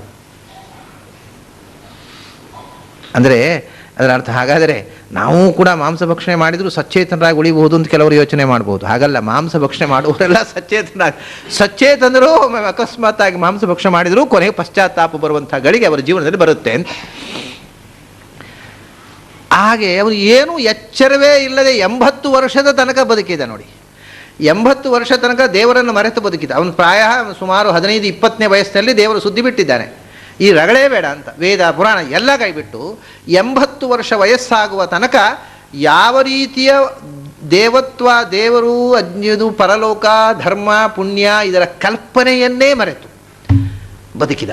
ಆದರೆ ಅದು ಮರೆಯುವುದು ಹೇಗೆ? ಅವನ ಸುಪ್ತ ಪ್ರಜ್ಞೆಯಲ್ಲಿ ಗಾಢವಾಗಿ ಕೂತಿದ್ದಾನೆ ಭಗವಂತ. ಆದ್ದರಿಂದ 80 ವರ್ಷದ ನಂತರ ಅವನಿಗೆ ಕನಸಿನಲ್ಲಿ ಭಗವಂತ ಕಾಣಿಸಿಕೊಂಡ. ಭಗವಂತನ ದೂತರು ಕಾಣಿಸಿಕೊಂಡ್ರು. ಅವನು ನಾರಾಯಣ ಸ್ಮರಣೆ ಮಾಡ್ತಾ ಇದ್ದಾನಯ್ಯ, ಅವನು ಯೋಗ್ಯ, ಅವನು ವೈಕುಂಠಕ್ಕೆ ಹೋಗಬೇಕಾದವ ಅಂತ ದೇವದೂತರು ಹೇಳಿದರು ಅಂತ ಅನ್ನೋದನ್ನು ಕನಸಿನಲ್ಲಿ ಕಂಡ. ಓಹೋ, ಎಚ್ಚರ ಆಯಿತು. ಅವನು ಸಾಯ್ತೇನೆ ಅಂತ ತಿಳ್ಕೊಂಡಿದ್ದ, ಸತ್ತೇ ಹೋಗ್ತೇನೆ ಅಂತ ಮಗನನ್ನು ಕರೆದಿದ್ದ. ಅವನು ನಾರಾಯಣ ಅಂತ ಕೂಗಿದ್ದ. ಅವನು ಕೂಗಿದ್ದು ಮಗನನ್ನು, ಕೊನೆಯ ಮಗ. ನೋಡಿ, ಇದು ಒಂದು ತಮಾಷೆ. ಅವನ ಮಗನಿಗೆ ನಾರಾಯಣ ಅಂತ ಯಾಕಿಟ್ಟ ಹೆಸರು? ಯಾಕೆಂದರೆ ಅವು ಎಲ್ಲೋ ಸುಪ್ತ ಪ್ರಜ್ಞೆಯಲ್ಲಿ ನಾರಾಯಣ ಕಾಡ್ತಾನೇ ಇದ್ದಾನೆ ಅವನನ್ನು. ನಾರಾಯಣನ ಮರೀಲಿಕ್ಕೆ ಆಗ್ತಾ ಇಲ್ಲ. ಅದಕ್ಕೆ ಮಗನಿಗೆ ಆ ಹೆಸರಿಟ್ಟಿದ್ದಾನೆ. ಮಗನಿಗೆ ಯಾಕೆ ಹೆಸರಿಟ್ಟ? ಅದು ದೇವರ ಹೆಸರು ಅಂತ ಇಟ್ಟದ್ದಲ್ವ. ಹಾಗಾಗಿ ಒಳಗಿನಿಂದ ಸುಪ್ತ ಪ್ರಜ್ಞೆಯಲ್ಲಿ ನಾರಾಯಣ ಅವನು ಕೂತು ಬಿಟ್ಟಿದ್ದಾನೆ. ಈ ಮನದಲ್ಲಿ ವಿಷಯವ ಮನದೊಳಗೆ ನೆಲೆಗೊಳಿಸಿದ ಅಲ್ಲಿ ಭಗವಂತ ಮನದಲ್ಲಿ ನೆಲೆಗೊಂಡು ಬಿಟ್ಟಿದ್ದಾನೆ. ಅದರ ಮೇಲೆ ಎಲ್ಲ ಬೇರೆ ಬೇರೆ ಬೇರೆ ಬೇರೆ ಆವರಣಗಳು ತುಂಬಿಬಿಟ್ಟಿದ್ದಾವೆ. ಆದರೆ ಆ ಮೇಲಿನ ಆವರಣಗಳೆಲ್ಲ ತುಂಬಿದ್ದರೂ ಕೂಡ ಒಳಗಿರತಕ್ಕ ನಾರಾಯಣ ಕೂತೇ ಇದ್ದಾನೆ ಒಳಗೆ ಮನದಲ್ಲಿ. ಅದು ಸುಪ್ತಿಯಿಂದ ಜಾಗೃತವಾಗಿ ಮರುದಿವಸದಿಂದ ಬೇರೆ ಮನುಷ್ಯನಾಗಿ ಬಿಟ್ಟ. ಸಾಯಲಿಲ್ಲ, ಎಚ್ಚರ ಆಯಿತು. ಎಚ್ಚರ ಆದಾಗ ಓಹೋ, ನನಗೆ ಕನಸು ಬಿತ್ತು. ಏನು ಕನಸು ಬಿತ್ತು? ಭಗವಂತನ ದೂತರು ಬಂದು ನನ್ನನ್ನು ಕರ್ಕೊಂಡು ಹೋಗ್ತೇನೆ ಅಂತ ಬಂದರು. ಕರ್ಕೊಂಡು ಹೋಗ್ತೇನೆ ಅಂತ ಯಾಕೆ ಅಂದರೆ ಅವನು ನಾರಾಯಣ ಅಂತ ಕರೆದ. ಅವನ ಮಗ ಆಗವಲ್ಲದ ಯಾಕೆ? ಅವನ ಬಾಯಲ್ಲಿ ನಾರಾಯಣ ಅನ್ನೋ ಶಬ್ದ ಬಂತಲ್ಲ ಅಂತ ಹೇಳಿಬಿಟ್ರು. ಅಯ್ಯೋ, ಮಗನ ನೆನಪಿನಿಂದ, ದೇವರ ನೆನಪೇ ಇರಲಿಲ್ಲ ನನಗೆ, ಮಗನ ನೆನಪಿನಿಂದ ನಾರಾಯಣ ಅಂತಂದೆ ನಾನು. ಆದರೂ ನನ್ನನ್ನು ಉದ್ಧಾರ ಮಾಡಬೇಕು ಅಂತ ಭಗವಂತ ಬಯಸಿದ. ಎಂಥ ಕರುಣಾಳು ಅಂತ ಕಂಡು ಹೋಯಿತು. ಪರಿವರ್ತನೆ ಆಗೋಯ್ತು ಅವನ ಜೀವನದಲ್ಲಿ. ಮತ್ತು 10 ವರ್ಷ ನಿರಂತರವಾಗಿ ನಾರಾಯಣನನ್ನೇ ಮಗನನ್ನು ಮರೆತು ಧ್ಯಾನ ಮಾಡಿದ. 10 ವರ್ಷ ನಿರಂತರವಾಗಿ ಭಗವಂತನ ಧ್ಯಾನ ಮಾಡಿದ ಮೇಲೆ ನಿಜವಾಗಿರತಕ್ಕಂತಹ ಸಾವು ಬಂದು ಅವನು ಸದ್ಗತಿಯನ್ನು ಪಡೆದ. ಹೀಗೆ ಎಲ್ಲೋ ಅವನ ಜೀವಮಾನದಲ್ಲೆಲ್ಲ ಎಚ್ಚರದಲ್ಲಿ ಯೋಚನೆಯೇ ಮಾಡಿದ ಸಂಗತಿ ಕೂಡ ಕನಸಿನಲ್ಲಿ ಕಾಣಬಹುದು. ಅದಕ್ಕೆ ಹಿಂದಿನ ಜನ್ಮದಲ್ಲಿ ಆದರೂ ಅದಕ್ಕೆ ಆ ಬಗ್ಗೆ ಅವನು ಎಚ್ಚರ ಆಗಿರಬೇಕು. ಎಲ್ಲೋ ಒಮ್ಮೆ ಅದು ಒಳಗೆ ಸ್ಟೋರ್ ಆಗದೇ ಬರುವುದಿಲ್ಲ ಹೊರಗೆ. ಹಿಂದಿನ ಜನ್ಮದಲ್ಲಿ ನಾವು ಅನುಭವಿಸಿದ್ದು ಕನಸಿನಲ್ಲಿ ಬರುತ್ತೆ. ಹಾಗೆ ಭಗವಂತ ಹಿಂದಿನ ಜನ್ಮದಲ್ಲಿ ಬಹಳ ಸಾಧನೆ ಮಾಡಿದ ಜೀವ, ಬಾಲ್ಯದಲ್ಲಿ ಈ ಜನ್ಮದಲ್ಲೇ 10-20 ವರ್ಷಗಳ ಕಾಲ ತಂದೆ ತಾಯಿಯ ಜೊತೆಗೆ ಸಾಧನೆ ಮಾಡಿದ ಜೀವ, ಶಾಸ್ತ್ರ ಓದಿದ ಜೀವ, ಆ ಸಂಸ್ಕಾರ ಒಳಗಿನಿಂದ ಅದು ಸ್ಫೋಟವಾಯಿತು. 60 ವರ್ಷದ ನಂತರ ಅದು ಸ್ಫೋಟವಾಯಿತು. ಹಾಗೆ ಆಗುವುದು ವಿರಳ. ಇಲ್ಲದೇ ಇದ್ದರೆ ಏನು, ಯಾವುದು ಎಚ್ಚರದಲ್ಲಿ ನಾವು ಗಾಢವಾಗಿ ಹಚ್ಚಿಕೊಂಡೆವೋ ಅದರದ್ದೇ ರೂಪಾಂತರಗಳು ಕನಸಿನಲ್ಲಿ ಕಾಣುವುದು. ಆದ್ದರಿಂದ ಕನಸಿಲಾದರೂ ತನ್ನ ಪಾದದ ನೆನವನೀಯದೆ, ಎಚ್ಚರದಲ್ಲಿ ಭಗವಂತನ ಪಾದವನ್ನು ಧ್ಯಾನ ಮಾಡಿದರೆ ತಾನೇ ಕನಸಿನಲ್ಲಿ ಕಾಣುವುದು. ಕನಸಿನಲ್ಲೂ ದೇವರ ಬಗ್ಗೆ ಯೋಚನೆಯೇ ಇಲ್ಲದೆ ಎಚ್ಚರ, ಕನಸು ಮತ್ತು ನಿದ್ರೆಯಲ್ಲಿ ದೇವರು ನೆನಪು ಬರುವುದು ಅಂತ ಒಂದು ಕ್ರಮವೇ ಇಲ್ಲವಲ್ಲ. ಹಾಗಾಗಿ ಏನು ಎಚ್ಚರದಲ್ಲೂ ಇಲ್ಲ, ಕನಸಿನಲ್ಲೂ ಇಲ್ಲ, ನಿದ್ರೆಯಲ್ಲೂ ಇಲ್ಲ, ಭಗವಂತನ ಅರಿವೇ ಇಲ್ಲದೆ ಮೂರು ಅವಸ್ಥೆಗಳನ್ನು ಅನುದಿನ ಅನುಭವಿಸಿಕೊಂಡು ಬದುಕ್ತಾನೆ ಮನುಷ್ಯ. ಇದಕ್ಕೆ ಸರ್ವರ ಒಳಗಿದ್ದು ಅನುಭವಿಸುವನು ಅಂದರೆ ಅನುಭವಿಸುವನು ಸ್ಥೂಲ ವಿಷಯವ, ತಾನು ಎಲ್ಲರೊಳಗೆ ಇದ್ದು ಈ ರೀತಿ ಅನುಭವವನ್ನು ಕೊಡುತ್ತಾನೆ. ಮತ್ತು ಆ ಬಾಹ್ಯ ಪ್ರಪಂಚದ ಅನುಭವ ಜೀವ ಏನು ಅನುಭವಿಸ್ತಾನೆ, ಆ ಸ್ಥೂಲ ಪ್ರಪಂಚದಲ್ಲಿರತಕ್ಕಂಥ ಅದರ ಸೂಕ್ಷ್ಮ ಭಾಗ ಏನು ಸುಖಾಂಶ ಇದೆ ಅದನ್ನು ತಾನೂ ಅನುಭವಿಸ್ತಾನೆ. ಅವನು ಇವರ ಜೊತೆಗೆ ಎಚ್ಚರದ ಸುಖ ಭೋಗವನ್ನು ಮಾಡ್ತಾ ಜೀವನಿಗೆ ಎಚ್ಚರದಲ್ಲಿ ತನ್ನ ಬಗೆಗೆ ಎಚ್ಚರ ತಪ್ಪಿ ಬದುಕುವಂತೆ ಮಾಡ್ತಾ ಸ್ಥೂಲ ವಿಶ್ವನೆಂದೆನಿಸಿ, ಅವನಿಗೆ ವಿಶ್ವದ ಆವಿಷ್ಕಾರ ಹೊರತು ವಿಶ್ವನಾಮಕನಾದ ಭಗವಂತನ ಆವಿಷ್ಕಾರವೇ ಇಲ್ಲ ಬದುಕಿನಲ್ಲಿ ಅಂತ ಭಗವಂತನನ್ನು ಮರೆಯುವಂತೆ ಮಾಡಿ, ವಿಶ್ವದ ಅರಿವೇ ಅವನಿಗೆ ಹೆಚ್ಚಾಗಿ ಅದೇ ಮಹತ್ವದ ಸಂಗತಿ, ಅದೇ ಸರ್ವಸ್ವ ಅಂತ ಭ್ರಮಿಸುವಂತೆ ಮಾಡಿ ಬಿಡ್ತಾನೆ ಈ ವಿಶ್ವನಾಮಕ ಭಗವಂತ, ಈ ಅನಿರುದ್ಧ ನಾಮಕ ಭಗವಂತ. ಇದು ಸಾಮಾನ್ಯ ಸಂಗತಿ. ಹಾಗೆಯೇ ಮಾಡ್ತಾನೆ ಅಂತ ಅರ್ಥ ಅಲ್ಲ. ಯಾರಿಗೆ ಭಗವಂತನ ಪ್ರಜ್ಞೆ ಜಾಗೃತವಾಗತಕ್ಕಂಥ ಕಾಲ ಪಕ್ವವಾಗಿದೆ ಅವರಿಗೆ ಭಗವಂತನ ಅರಿವನ್ನೂ ಕೊಡ್ತಾನೆ. ತೀವ್ರವಾದ ಭಗವಂತನ ಎಚ್ಚರವನ್ನೇ ಎಚ್ಚರದ ಉದ್ದಕ್ಕೂ ಕೊಡಬಹುದು, ಅಥವಾ ಆಗೊಮ್ಮೆ ಈಗೊಮ್ಮೆಯೂ ಕೊಡಬಹುದು, ಕೊಡದೆಯೂ ಇರಬಹುದು. ಇದು ಹೀಗೆಯೇ ಮಾಡ್ತಾನೆ ಅಂತಲ್ಲ. ಆದರೆ ಸಾಮಾನ್ಯವಾಗಿ ಮನುಷ್ಯರು ಎಚ್ಚರವಾಗಿರುವುದು ಅನ್ನೋದು ನಾಟಕ ಮಾಡೋದು. ಎಚ್ಚರವಾಗಿರುವುದು ಅಂದರೆ ಎಚ್ಚರ ಕಳ್ಕೊಳ್ಳೋದಲ್ವೇನಯ್ಯ, ಏನು ದೊಡ್ಡ ಸಂಗತಿ ಅಂತ ಹೇಳ್ತಾರೆ. ಸಾಮಾನ್ಯ ಜನರು ಎಚ್ಚರವಾಗಿರುವುದು ಅಂದರೆ ಏನು, ಎಚ್ಚರವಾಗಿರುವುದು ಅಂದರೆ ಭಗವಂತನ ಬಗ್ಗೆ ಎಚ್ಚರ ಕಳ್ಕೊಳ್ಳೋದು ಅಂತ ಅರ್ಥ. ಎಚ್ಚರವಾಗಿರೋದೇನು, ಬೆಳಗಿನ ಸಂಜೆ ತನಕ ಏನೇನೋ ಮಾಡಿದೆವು ಕಾರಬಾರು, ದೇವರ ಬಗ್ಗೆ ಒಂದು ಕ್ಷಣವಾದರೂ ಪುರುಸೋತಿತ್ತು ನಮಗೆ ಇರಲಿಲ್ಲ. ಹಾಗಾದರೆ ಎಚ್ಚರವಾಗಿರುವುದು ಅಂದರೆ ಭಗವಂತನ ಬಗ್ಗೆ ಎಚ್ಚರ ತಪ್ಪುವುದು ಅಂತ ಅರ್ಥ. ಎಚ್ಚರ ತಪ್ಪುವುದು ಅಂದರೆ ಹಾಗೆ ಅವನು ಬಾಹ್ಯದಲ್ಲಿ ಎಚ್ಚರ ಕೊಟ್ಟವನೇ ಒಳಗಿಂದ ಎಚ್ಚರ ತಪ್ಪಿಸಿದ, ಅದು ಅವನದ್ದೇ ಕ್ರಿಯೆ ಅಂತ. ಇದು ಸಾಮಾನ್ಯವಾದ ಮಾತು. ಎಲ್ಲರಿಗೂ ಹೀಗೆ ಅಲ್ಲ. ಎಚ್ಚರದಲ್ಲೂ ಭಗವಂತನ ಬಗ್ಗೆ ಎಚ್ಚರವಾಗಿರಬಹುದು, ಅಥವಾ ಆಗೊಮ್ಮೆ ಈಗೊಮ್ಮೆ ಇರಬಹುದು. ಇದೆಲ್ಲ ವಿಧವೂ ಇದೆ. ಸ್ಥೂಲವಾಗಿ ಹೇಳ್ತಕ್ಕಂಥ ಮಾತಿದು. ಹೀಗೆ ಮನ ವಿಷಯದೊಳಗಿರಿಸಿ ವಿಷಯವ ಮನದೊಳಗೆ ನೆಲೆಗೊಳಿಸಿ ಬಲುನೂತನವು ಸುಸಮೀಚೀನವಿದು ಉಪಾದೇಯವೆಂದರುಪಿ ಕನಸಿಲಾದರೂ ತನ್ನ ಪಾದದ ನೆನಪ ನೀಯದೆ ಸರ್ವರೊಳಗಿದ್ದು ಅನುಭವಿಸುವನು ಸ್ಥೂಲ ವಿಷಯವ. ಈ ರೂಪಕ್ಕೆ ವಿಶ್ವನಾಮಕ ರೂಪ ಅಥವಾ ವೈಶ್ವಾನರ ರೂಪ ಅಥವಾ ಅನಿರುದ್ಧ ರೂಪ ಅಂತ ನಾವು ಕರೀತೇವೆ. ಅದೇ ಅಕಾರವಾಚ್ಯವಾದ ರೂಪ. ಅದರದ್ದೇ ಹಾಗೆ ನಮ್ಮ ಮನಸ್ಸಿನೊಳಗಿದ್ದು ಭಗವಂತ ಪ್ರೇರಣೆ ಮಾಡ್ತಕ್ಕಂಥ ವಿಧಾನವನ್ನು ಇನ್ನೊಂದು ಪದ್ಯದಲ್ಲಿ ಹೇಳ್ತಾರೆ. ತೋದಕನು ತಾನಾಗಿ ಮನ ಮೊದಲಾದ ಕರಣದೊಳಿದ್ದು ವಿಷಯವನೈದುವನು ನಿಜಪೂರ್ಣ ಸುಖಮಯ ಗ್ರಾಹ್ಯ ಗ್ರಾಹಕನು ವೇದವೇದ್ಯನು ತಿಳಿಯದವನೋಪಾದಿ ಭುಂಜಿಸುತ್ತ ಎಲ್ಲರೊಳಗೆ ಆಹ್ಲಾದ ಪಡುವನು ಭಕ್ತವತ್ಸಲ ಭಾಗ್ಯ ಸಂಪನ್ನ. ಅವನು ಹೇಗೆ ಎಚ್ಚರದಲ್ಲಿ ಪ್ರೇರಣೆ ಮಾಡ್ತಾನೆ ಅಂದರೆ ತೋದಕನು ತಾನಾಗಿ. ತೋದಕ ಅಂತಂದರೆ ಎರಡು ರೀತಿಯೂ ಅರ್ಥ ಆಗಬಹುದು. ಸಂಸ್ಕೃತದಲ್ಲಿ ತುದ ಧಾತುವಿಗೆ ನಿಜವಾಗಿ ತುದವ್ಯಥನೆ ಅಂತ ಧಾತು ಇರುವುದು. ತೋದಕನು ಅಂದರೆ ದುಃಖಪ್ರದ ಅಂತ ಅರ್ಥ. ಆದರೆ ಇಲ್ಲಿ ಆ ಅರ್ಥದಲ್ಲಿ ಅವರು ಬಳಸಿದ್ದಲ್ಲ, ತುದ ಪ್ರೇರಣೆ ಅಂತ. ಅವನು ಎಲ್ಲ ವ್ಯಾಪಾರಗಳಿಗೂ ಅಂತಸ್ಥಿತನಾದ ಪ್ರೇರಕನಾಗಿ ಪ್ರೇರಣೆ ಮಾಡುವವನು. ಅದು ಒಳ್ಳೆಯದರ ಬಗ್ಗೆ ಇರಲಿ ಕೆಟ್ಟದರ ಬಗ್ಗೆ ಇರಲಿ ಆಗತಕ್ಕಂಥ ಪ್ರೇರಣೆ ಅವನಿಂದಲೇ ಬರಬೇಕು. ತೋದಕ ಅಂದರೆ ಪ್ರೇರಕ ಅನ್ನೋದು ಇಲ್ಲಿ ಸಮರ್ಪಕವಾದ ಅರ್ಥ. ಆ ಪ್ರೇರಣೆಯ ಮೂಲಕ ಕೆಟ್ಟ ಕೆಲಸಕ್ಕೂ ಪ್ರೇರಕನಾಗಿ ತೋದಕನು ದುಃಖಪ್ರದನೂ ಆಗ್ತಾನೆ, ಅಲ್ಲ ಅಂತಲ್ಲ. ಆದರೆ ದುಃಖಪ್ರದ ಅನ್ನೋದು ಒಂದೇ ಮುಖ ಇಲ್ಲಿ ಅಲ್ಲ. ಸುಖಪ್ರದನು ಸುಖ ಸಿಗುವುದಕ್ಕೂ ಅವನೇ ತೋದಕ, ದುಃಖ ಸಿಗುವುದಕ್ಕೂ ಅವನೇ ತೋದಕ. ತೋದಕನು ತಾನಾಗಿ ಮನ ಮೊದಲಾದ ಕರ್ಣದೊಳಿದ್ದು, ಹಿಂದೆ ಭಗವಂತ ಮನದಲ್ಲಿ ನೆಲೆಗೊಳಿಸಿ ವಿಷಯಗಳನ್ನು ಅಂತಕ್ಕಂಥ ಮಾತನ್ನು ಹೇಳಿದರು. ಅವನು ಎಲ್ಲಿದ್ದು ಈ ಕೆಲಸ ಮಾಡ್ತಾನೆ ನೋಡಿ. ಒಂದು ವಿಷಯವನ್ನು ನಾವು ಗ್ರಹಿಸಬೇಕಾಗಿದ್ದರೆ ಎದುರಿನಲ್ಲಿ ಒಂದು ವಿಷಯ ಇರಬೇಕು. ಇಲ್ಲಿ ಒಂದು ಸುಂದರವಾದ ವಸ್ತು ಇದೆ. ಆ ವಸ್ತುವನ್ನು ಕಣ್ಣಿನ ಮೂಲಕ ಮನಸ್ಸು ಗ್ರಹಿಸಿತು.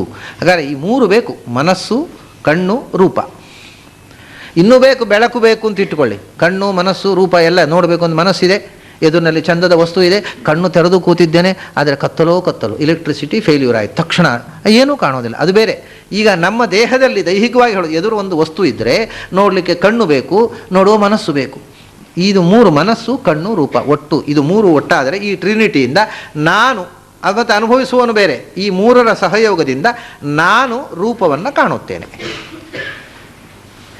ಅದಕ್ಕೋಸ್ಕರ ಅವನು ಭಗವಂತ ಮನಸ್ಸಿನಲ್ಲಿದ್ದ ಅಂತ ಹಿಂದೆ ಹೇಳಿದರು. ಮನಸ್ಸಿನಲ್ಲಿ ಸ್ಥಿತನಾದ ಅನಿರುದ್ಧ ರೂಪ ಅಂತ.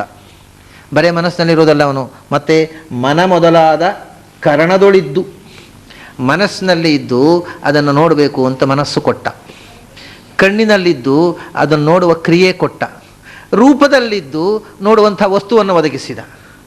ಅಂದರೆ ಮನ ಮೊದಲಾದ ಕರ್ಣದೊಳಿದ್ದು ಕಣ್ಣಿನಲ್ಲಿರಬೇಕು, ರೂಪದಲ್ಲಿರಬೇಕು, ಮನಸ್ಸಿನಲ್ಲಿ, ಮೂರು ಕಡೆಯಲ್ಲೂ ಭಗವಂತ ಇದ್ದು ನೋಡುವ ವಸ್ತುವೂ ಅವನೇ, ನೋಡುವವನೂ ಅವನೇ ಆದ. ಯಾಕೆಂದರೆ ಎದುರಿನಲ್ಲಿರತಕ್ಕ ರೂಪದಲ್ಲಿಯೂ ಇರುವುದು ಅವನೇ, ಗ್ರಾಹ್ಯ ಗ್ರಾಹಕ, ಅದನ್ನು ಗ್ರಹಣ ಮಾಡತಕ್ಕ ಇಂದ್ರಿಯದಲ್ಲಿಯೂ ಅವನೇ ಇದ್ದಾನೆ, ಇಂದ್ರಿಯವು ಗ್ರಹಣ ಮಾಡುವ ವಸ್ತುವಿನಲ್ಲೂ ಅವನೇ ಇದ್ದಾನೆ, ಎದುರಿನಲ್ಲಿರತಕ್ಕ ವಸ್ತುವಿನಲ್ಲೂ ಭಗವಂತ ಇದ್ದಾನೆ. ಆದ್ದರಿಂದಲೇ ಅದಕ್ಕೆ ವಸ್ತು ಅಂತ ಹೆಸರು ಬಂದದ್ದು. ವಸ್ತು ಅಂತ ನಾವು ಹೇಳೋದು ಯಾಕೆ? ವಾಸೇನೇದಂ ಯತಸ್ತುನ್ನಂ. ವಸ್ತು ಅಂತ ಹೆಸರು ಯಾರಿಗೆ ಗೊತ್ತುಂಟು? ವಸ್ತು ಅಂತ ಹೆಸರು ವೇದ್ಯಂ ವಾಸ್ತವಮತ್ರ ವಸ್ತು ಶಿವದಂ ತಾಪತ್ರಯೋನ್ಮೂಲನಂ. ಇಲ್ಲಿ ವಸ್ತುವನ್ನು ನಾವು ಹೇಳ್ತೇವೆ ಅಂತಾರೆ ಭಾಗವತದಲ್ಲಿ. ಭಾಗವತದಲ್ಲಿ ಏನು ಹೇಳ್ತೀರಿ ಅಂದರೆ, ನಾವು ವಸ್ತುವಿನ ಬಗ್ಗೆ ಹೇಳ್ತೇವೆ. ಅದು ಯಾವ ವಸ್ತುವಿನ ಬಗ್ಗೆ? ಯಾವುದು ವಸ್ತು ಶಬ್ದದ ಅರ್ಥವೋ ಅದರ ಬಗ್ಗೆ. ಯಾವುದು ವಸ್ತು ಅಂದರೆ ಏನು ಹಾಗಾದರೆ? ವಸ್ತು ಅಂದರೆ ಯಾವುದು ವಾಸ ಮಾಡುವುದರಿಂದ,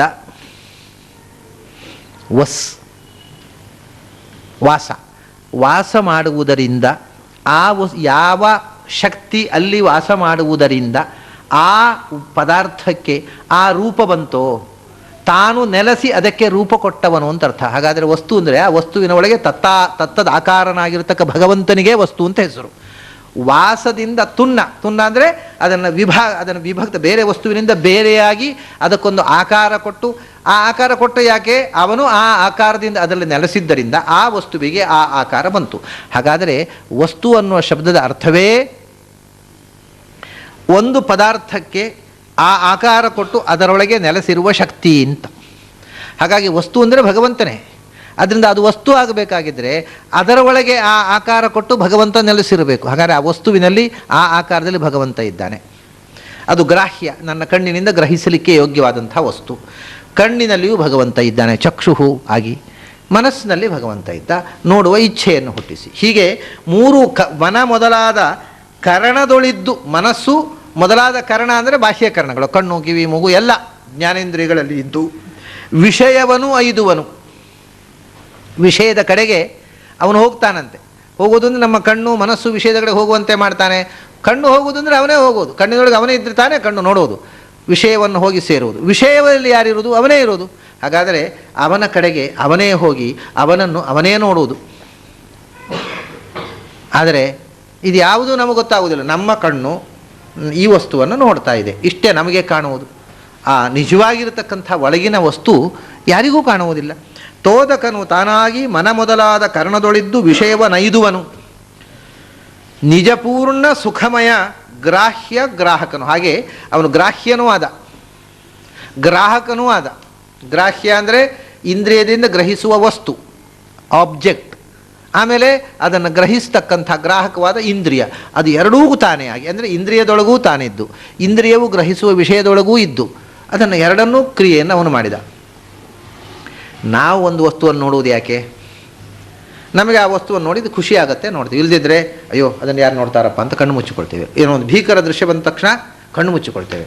ನಮಗೆ ಇಷ್ಟವಾದ್ದನ್ನು ನೋಡ್ತೇವೆ. ನೋಡುವುದು ಯಾಕೆ? ಖುಷಿ ಆಗಬೇಕು ಅಂತ. ದುಃಖ ಆಗಬೇಕು ಅಂತ ಯಾರೂ ನೋಡೋದಿಲ್ಲ. ಕೇಳುವುದು ಯಾಕೆ?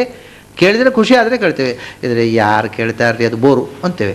ಹಾಗಾದರೆ ನಮಗೆ ಕೇಳಬೇಕಾದ್ರೆ ಖುಷಿ ಆಗಬೇಕು, ನೋಡಬೇಕಾದ್ರೆ ಖುಷಿ ಆಗಬೇಕು.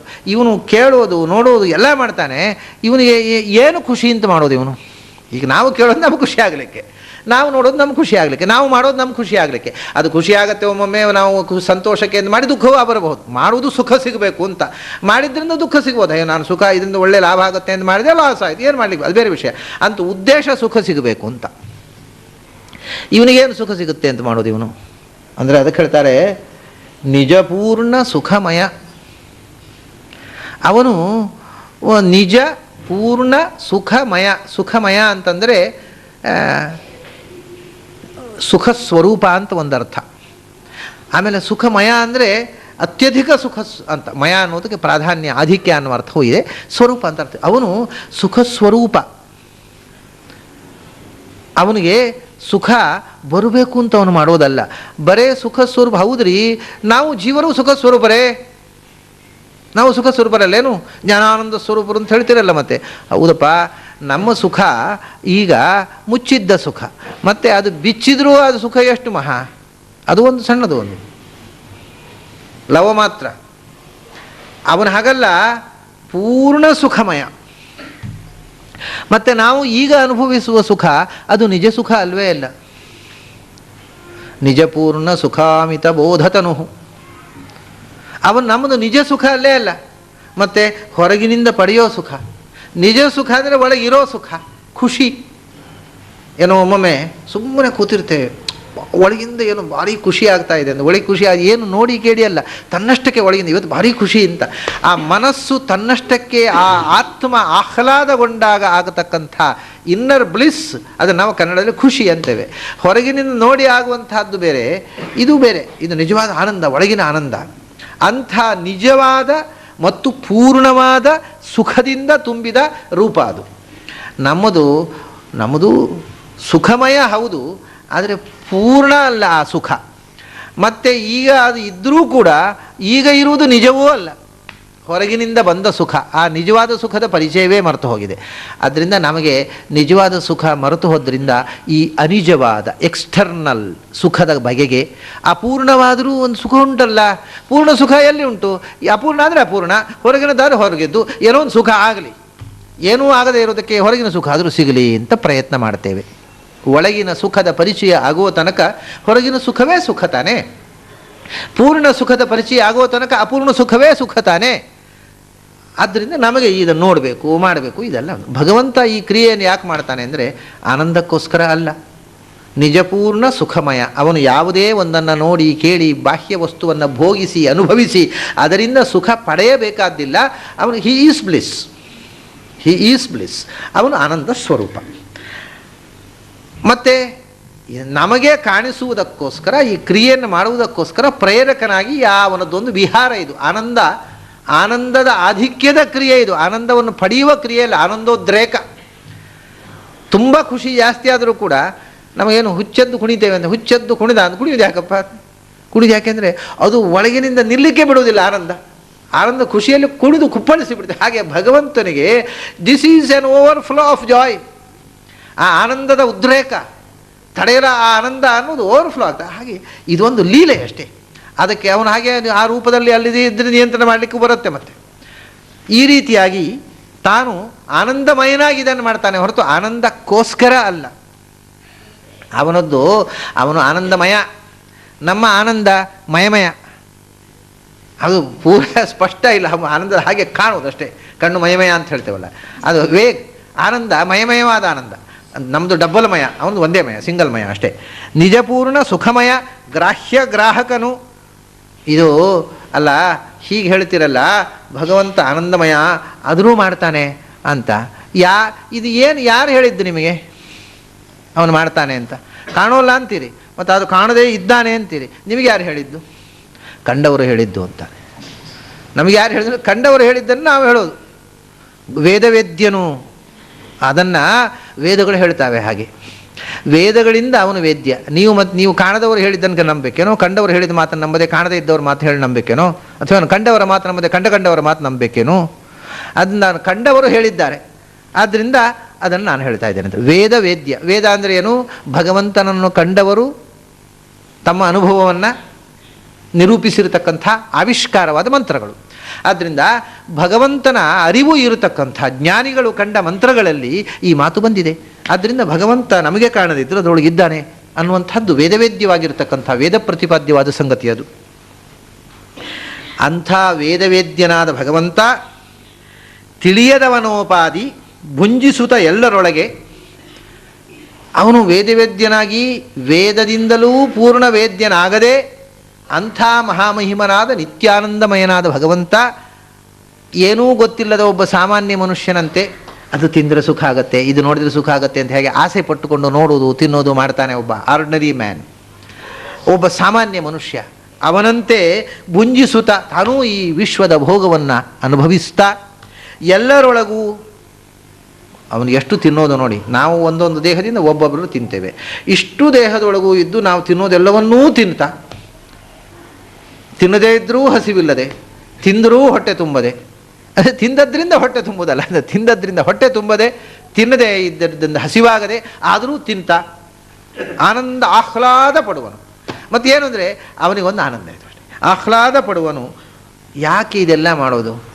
ಅವನಿಗೆ ಆನಂದ ಉಂಟಲ್ಲ, ಆಹ್ಲಾದ ಪಡಲಿಕ್ಕೆ ಇದು ಬೇಡಲ್ಲ. ಅಂದರೆ ಭಕ್ತವತ್ಸಲ, ಭಾಗ್ಯ ಸಂಪನ್ನ. ಅವನು ಭಕ್ತವತ್ಸಲ, ನಮಗೆ ಆನಂದ ಕೊಡಲಿಕ್ಕೋಸ್ಕರ ಹೀಗೆ ಮಾಡ್ತಾನೆ. ಯಾಕಂದರೆ ಇದನ್ನು, ಈ ವಿಷಯವನ್ನು ತಿಳ್ಕೊಂಡು ಆನಂದ ಪಡೋದು ಅಷ್ಟೇ. ಈಗ ನೋಡಿ, ನಾವು ಇದನ್ನು ವಿವರಣೆ ಮಾಡ್ತಾ ಅದು ಏನೋ ಅದರೊಳಗೆ ಇದ್ದಾನೆ, ಇಲ್ಲಿಯೂ ಇದ್ದಾನೆ, ಇಲ್ಲಿಯೂ ಇದ್ದಾನೆ, ಇಲ್ಲಿದ್ದು ಇದಕ್ಕೆ ಪ್ರೇರಣೆ ಮಾಡಿ, ಇದನ್ನು ಅದಕ್ಕೆ ತೋರಿಸಿ, ಅದರಲ್ಲಿ ಅವನು ತೋರುವವನು ಆಗಿ ತೋರಿಸುವವನಾಗಿ ಇಷ್ಟೆಲ್ಲ ಹೇಳಿಕೊಂಡು ಖುಷಿಯಾಗಿ ನಾವು ಇಷ್ಟು ಹೊತ್ತು ಆನಂದವಾಗಿ ಕಳೆದೇವಲ್ಲ, ಇದನ್ನು ಕಳೆಯೋದಕ್ಕೋಸ್ಕರ ಇದ್ದಾನೆ ಮಾತ್ರ. ನಮ್ಮ ಭಕ್ತರ ಮೇಲಿನ ವಾತ್ಸಲ್ಯ ಅವನಲ್ಲಿ ಇಂಥ ಅವನಿಗೆ ಈ ಲೀಲೆ ಮಾಡೋದು ಯಾಕೆಂದರೆ ಅವನ ಲೀಲೆಯನ್ನು ನಾವು ತಿಳ್ಕೊಂಡು ಸಂತೋಷ ಪಡಬೇಕಷ್ಟೇ. ಮತ್ತು ಸ್ವತಃ ಅವನಿಗೇನು ಸೌಭಾಗ್ಯ ಇದರಲ್ಲಿದ್ದರಿಂದ, ಭಾಗ್ಯ ಸಂಪನ್ನ. ಅವನಿಗೆ ಇದರಲ್ಲಿ ಆ ವಸ್ತುವಿನಲ್ಲಿದ್ದರಿಂದ ಏನು ಸೌಭಾಗ್ಯ, ಇಲ್ಲಿ ಇಲ್ಲದೇ ಇದ್ದರಿಂದ ದೌರ್ಭಾಗ್ಯ ಬರುವುದೇನು? ಅವನು ಭಾಗ್ಯ ಸಂಪನ್ನ. ಭಾಗ್ಯ ಅಂದರೆ ಮತ್ತೆ ಷಡ್ಗುಣಗಳು, ಭಗ ಅದರ ಸಮುದಾಯವೇ ಭಾಗ್ಯ. ಷಡ್ಗುಣಪೂರ್ಣ, ಷಡ್ಗುಣಪೂರ್ಣ ಅಂತಂದರೆ ಸರ್ವಗುಣಪೂರ್ಣ ಅಂತಲೇ ಅರ್ಥ ತಾನೆ. ಅದನ್ನು ಒಂದು ಸಂಕೇತಕ್ಕೋಸ್ಕರ ನಾವು ಹೇಳೋದು, ಜ್ಞಾನ, ಶಕ್ತಿ, ಬಲ, ಐಶ್ವರ್ಯ, ವೀರ್ಯ, ತೇಜಸ್ಸು. ಈ ಷಡ್ಗುಣ ಪೂರ್ಣನಾಗಿರ್ತಕ್ಕಂಥ ಭಗವಂತ ಅಂದರೆ ಸರ್ವಗುಣ ಪೂರ್ಣನಾದವ. ಅವನು ಸರ್ವಗುಣ ಪೂರ್ಣ, ಪೂರ್ಣಾನಂದ, ಪೂರ್ಣಜ್ಞಾನ. ಅವನಿಗೇನಾಗಬೇಕಾಗಿದೆ? ಹೀಗೆ ವೇದವೇದ್ಯನಾಗಿದ್ದಾನೆ ಎಂದರು. ಅಷ್ಟಕ್ಕೆ ತೃಪ್ತಿ ಆಗಲಿಲ್ಲ ಜಗನ್ನಾಥದಾಸರಿಗೆ. ವೇದವೇದ್ಯ ಅಂತ ಹೇಳಿಬಿಟ್ನೋ? ಇಲ್ಲಪ್ಪ, ಅವನು ವೇದವೇದ್ಯನೂ ಅಲ್ಲ, ಅದಕ್ಕಿಂತಲೂ ಆಚೆಗೆ ಅಂತಾರೆ. ನಿತ್ಯ ನಿಗಮಾತೀತ ನಿರ್ಗುಣ ಭೃತ್ಯವತ್ಸಲ ಭಯ ವಿನಾಶನ ಸತ್ಯಕಾಮ ಶರಣ್ಯ ಶ್ಯಾಮಲ ಕೋಮಲಾಂಗ ಸುಖಿ ಮತ್ತನಂದದಿ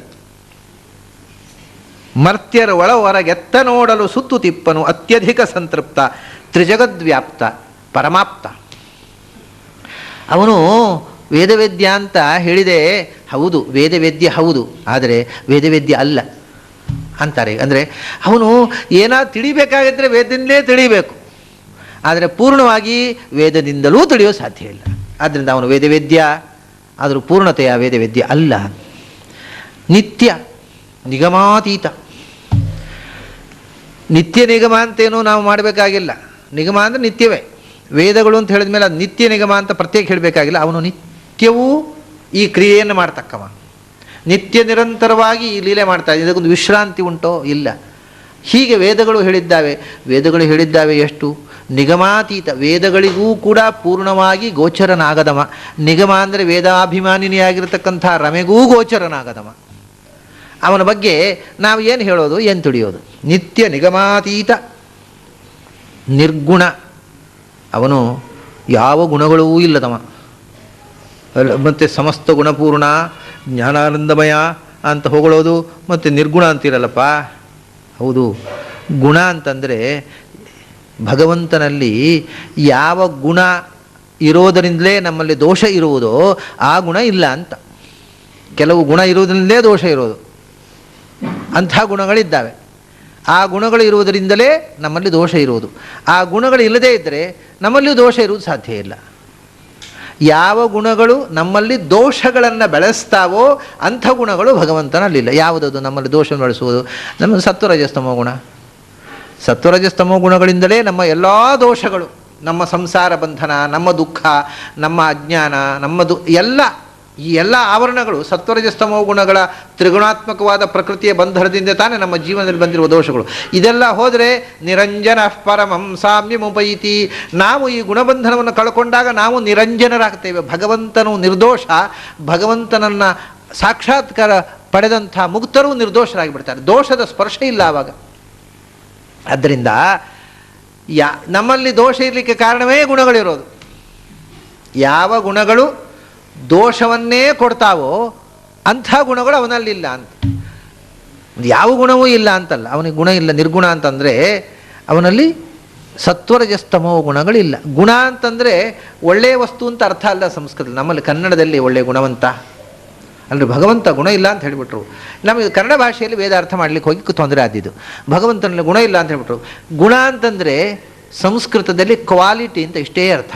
ಕ್ವಾಲಿಟಿ, ಒಳ್ಳೆಯ ಕ್ವಾಲಿಟಿ ಅಂತ, ಗುಡ್ ಕ್ವಾಲಿಟಿ, ಒಳ್ಳೆಯ ಗುಣ ಅಂದರೆ ನಮ್ಮಲ್ಲಿ ಅವರು ಗುಣವಂತರು ಅಂದರೆ ಅವರಲ್ಲಿ ಹಿ ಹ್ಯಾಸ್ ಗುಡ್ ಕ್ವಾಲಿಟೀಸ್ ಅಂತ. ನಾವು ಒಳ್ಳೆಯವರು ಅಂತ ಹೇಳಲಿಲ್ಲ, ಗುಣವಂತರು ಅಂತ ಹೇಳಿದ್ದು. ಅಂತ ಹೇಳಿದ್ರೆ ಏನು ತಲೆಗಟ್ಟಿದೆ ಏನು ಕೇಳ್ತಾರೆ. ಗುಣವಂತರು ಅಂದರೆ ಒಳ್ಳೆಯ ಗುಣ ಅಂತಲೇ ಅರ್ಥ. ಸಂಸ್ಕೃತದಲ್ಲಿ ಹಾಗಲ್ಲ, ಗುಣ ಅಂದರೆ quality. It may be good or ಬ್ಯಾಡ್.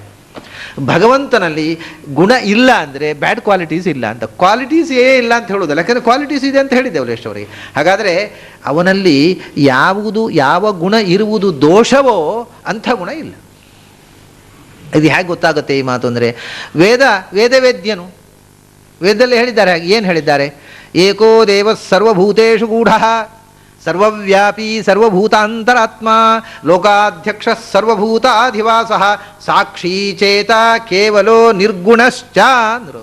ಅವನು ನಿರ್ಗುಣ ಅಂತ ಹೇಳಿ ಕೊನೆಗೆ ಹೇಳಬೇಕಾದ್ರೆ ಮೊದಲು ಅವನು ಏಕೋ ದೇವ, ಅವನು ಒಬ್ಬನೇ ಒಬ್ಬ, ಅವನಂಥವ ಇನ್ನೊಬ್ಬನಿಲ್ಲ ಅಂದರು. ಅದ್ವಿತೀಯತ್ವ ಅನ್ನೋ ಒಂದು ಗುಣವನ್ನು ಹೇಳಿದರು. ಏಕಏವ, ಅವನಂಥವನು ಅವನೇ ಅತ್ಯಂತ ಪ್ರಧಾನವಾದ ಸರ್ವೋತ್ಕೃಷ್ಟವಾದ ದೇವತೆ ಅಂದರೆ ಅವನು ನಿರ್ಗುಣ ಅಂದರು. ಹಾಗಾದರೆ ಸರ್ವೋತ್ಕರ್ಷ ಅನ್ನೋ ಒಂದು ಗುಣವನ್ನು ಹೇಳಿ ಆಯಿತು. ದೇವಃ ಅಂದರು. ದೇವಃ ಅಂತನ್ನುವುದೇ ಅನೇಕ ಗುಣಗಳ ಸಮಾಹಾರ. ದಿವು ಕ್ರೀಡಾ, ಮೊನ್ನೆ ಹೇಳಿದೆ ನಾನು, ಈ ವಿಶ್ವದ ಸೃಷ್ಟಿ ಮಾಡುವಂತಹ, ಈ ಇಡೀ ವಿಶ್ವದ ಸೃಷ್ಟಿ ರೂಪವಾದಂತಹ ಸೃಷ್ಟಿ ಸ್ಥಿತಿ ಸಂಹಾರ ರೂಪವಾದ ಕ್ರೀಡೆಯನ್ನು ಮಾಡುವವನು, ಎಲ್ಲಕ್ಕಿಂತ ಎತ್ತರದಲ್ಲಿರುವವನು, ಎಲ್ಲ ವ್ಯವಹಾರಗಳನ್ನು ಮಾಡುವವನು, ಎಲ್ಲರಿಂದ ಸ್ತುತ್ಯನಾದವ, ಆಮೇಲೆ ಈ ಬೆಳಕಿನ ರೂಪ, ನಮ್ಮ ಕನಸು ಎಚ್ಚರ ಕನಸು ನಿದ್ದೆಗಳನ್ನು ನಿಯಂತ್ರಿಸುವವನು, ನಮ್ಮ ಇಚ್ಛೆಯನ್ನು ನಿಯಂತ್ರಿಸುವವನು, ನಮಗೆ ಆನಂದವನ್ನು ಕೊಡುವವನು, ತಾನು ಆನಂದಮಯ ಮತ್ತು ಎಲ್ಲ ಕಡೆ ವ್ಯಾಪಿಸಿರುವವನು, ಎಲ್ಲವನ್ನು ಬಲ್ಲವನು ಅಂತ ಅನ್ನೋದು ದೇವ ಶಬ್ದದ ಅರ್ಥ. ಹಾಗಾದರೆ ಅವನು ಏಕಃ ದೇವಃ. ಮತ್ತು ಇಷ್ಟು ಕ್ವಾಲಿಟೀಸನ್ನು ಹೇಳಿದರು. ಕೊನೆಗೆ ಸರ್ವಭೂತೇಷು ಗೂಢ, ಎಲ್ಲ ಪ್ರಾಣಿಗಳ ಒಳಗೂ ಅಡಗಿದ್ದಾನೆ. ಎಲ್ಲ ಪ್ರಾಣಿಗಳ ಒಳಗೂ ಅಡಗಿದ್ದಾನೆ.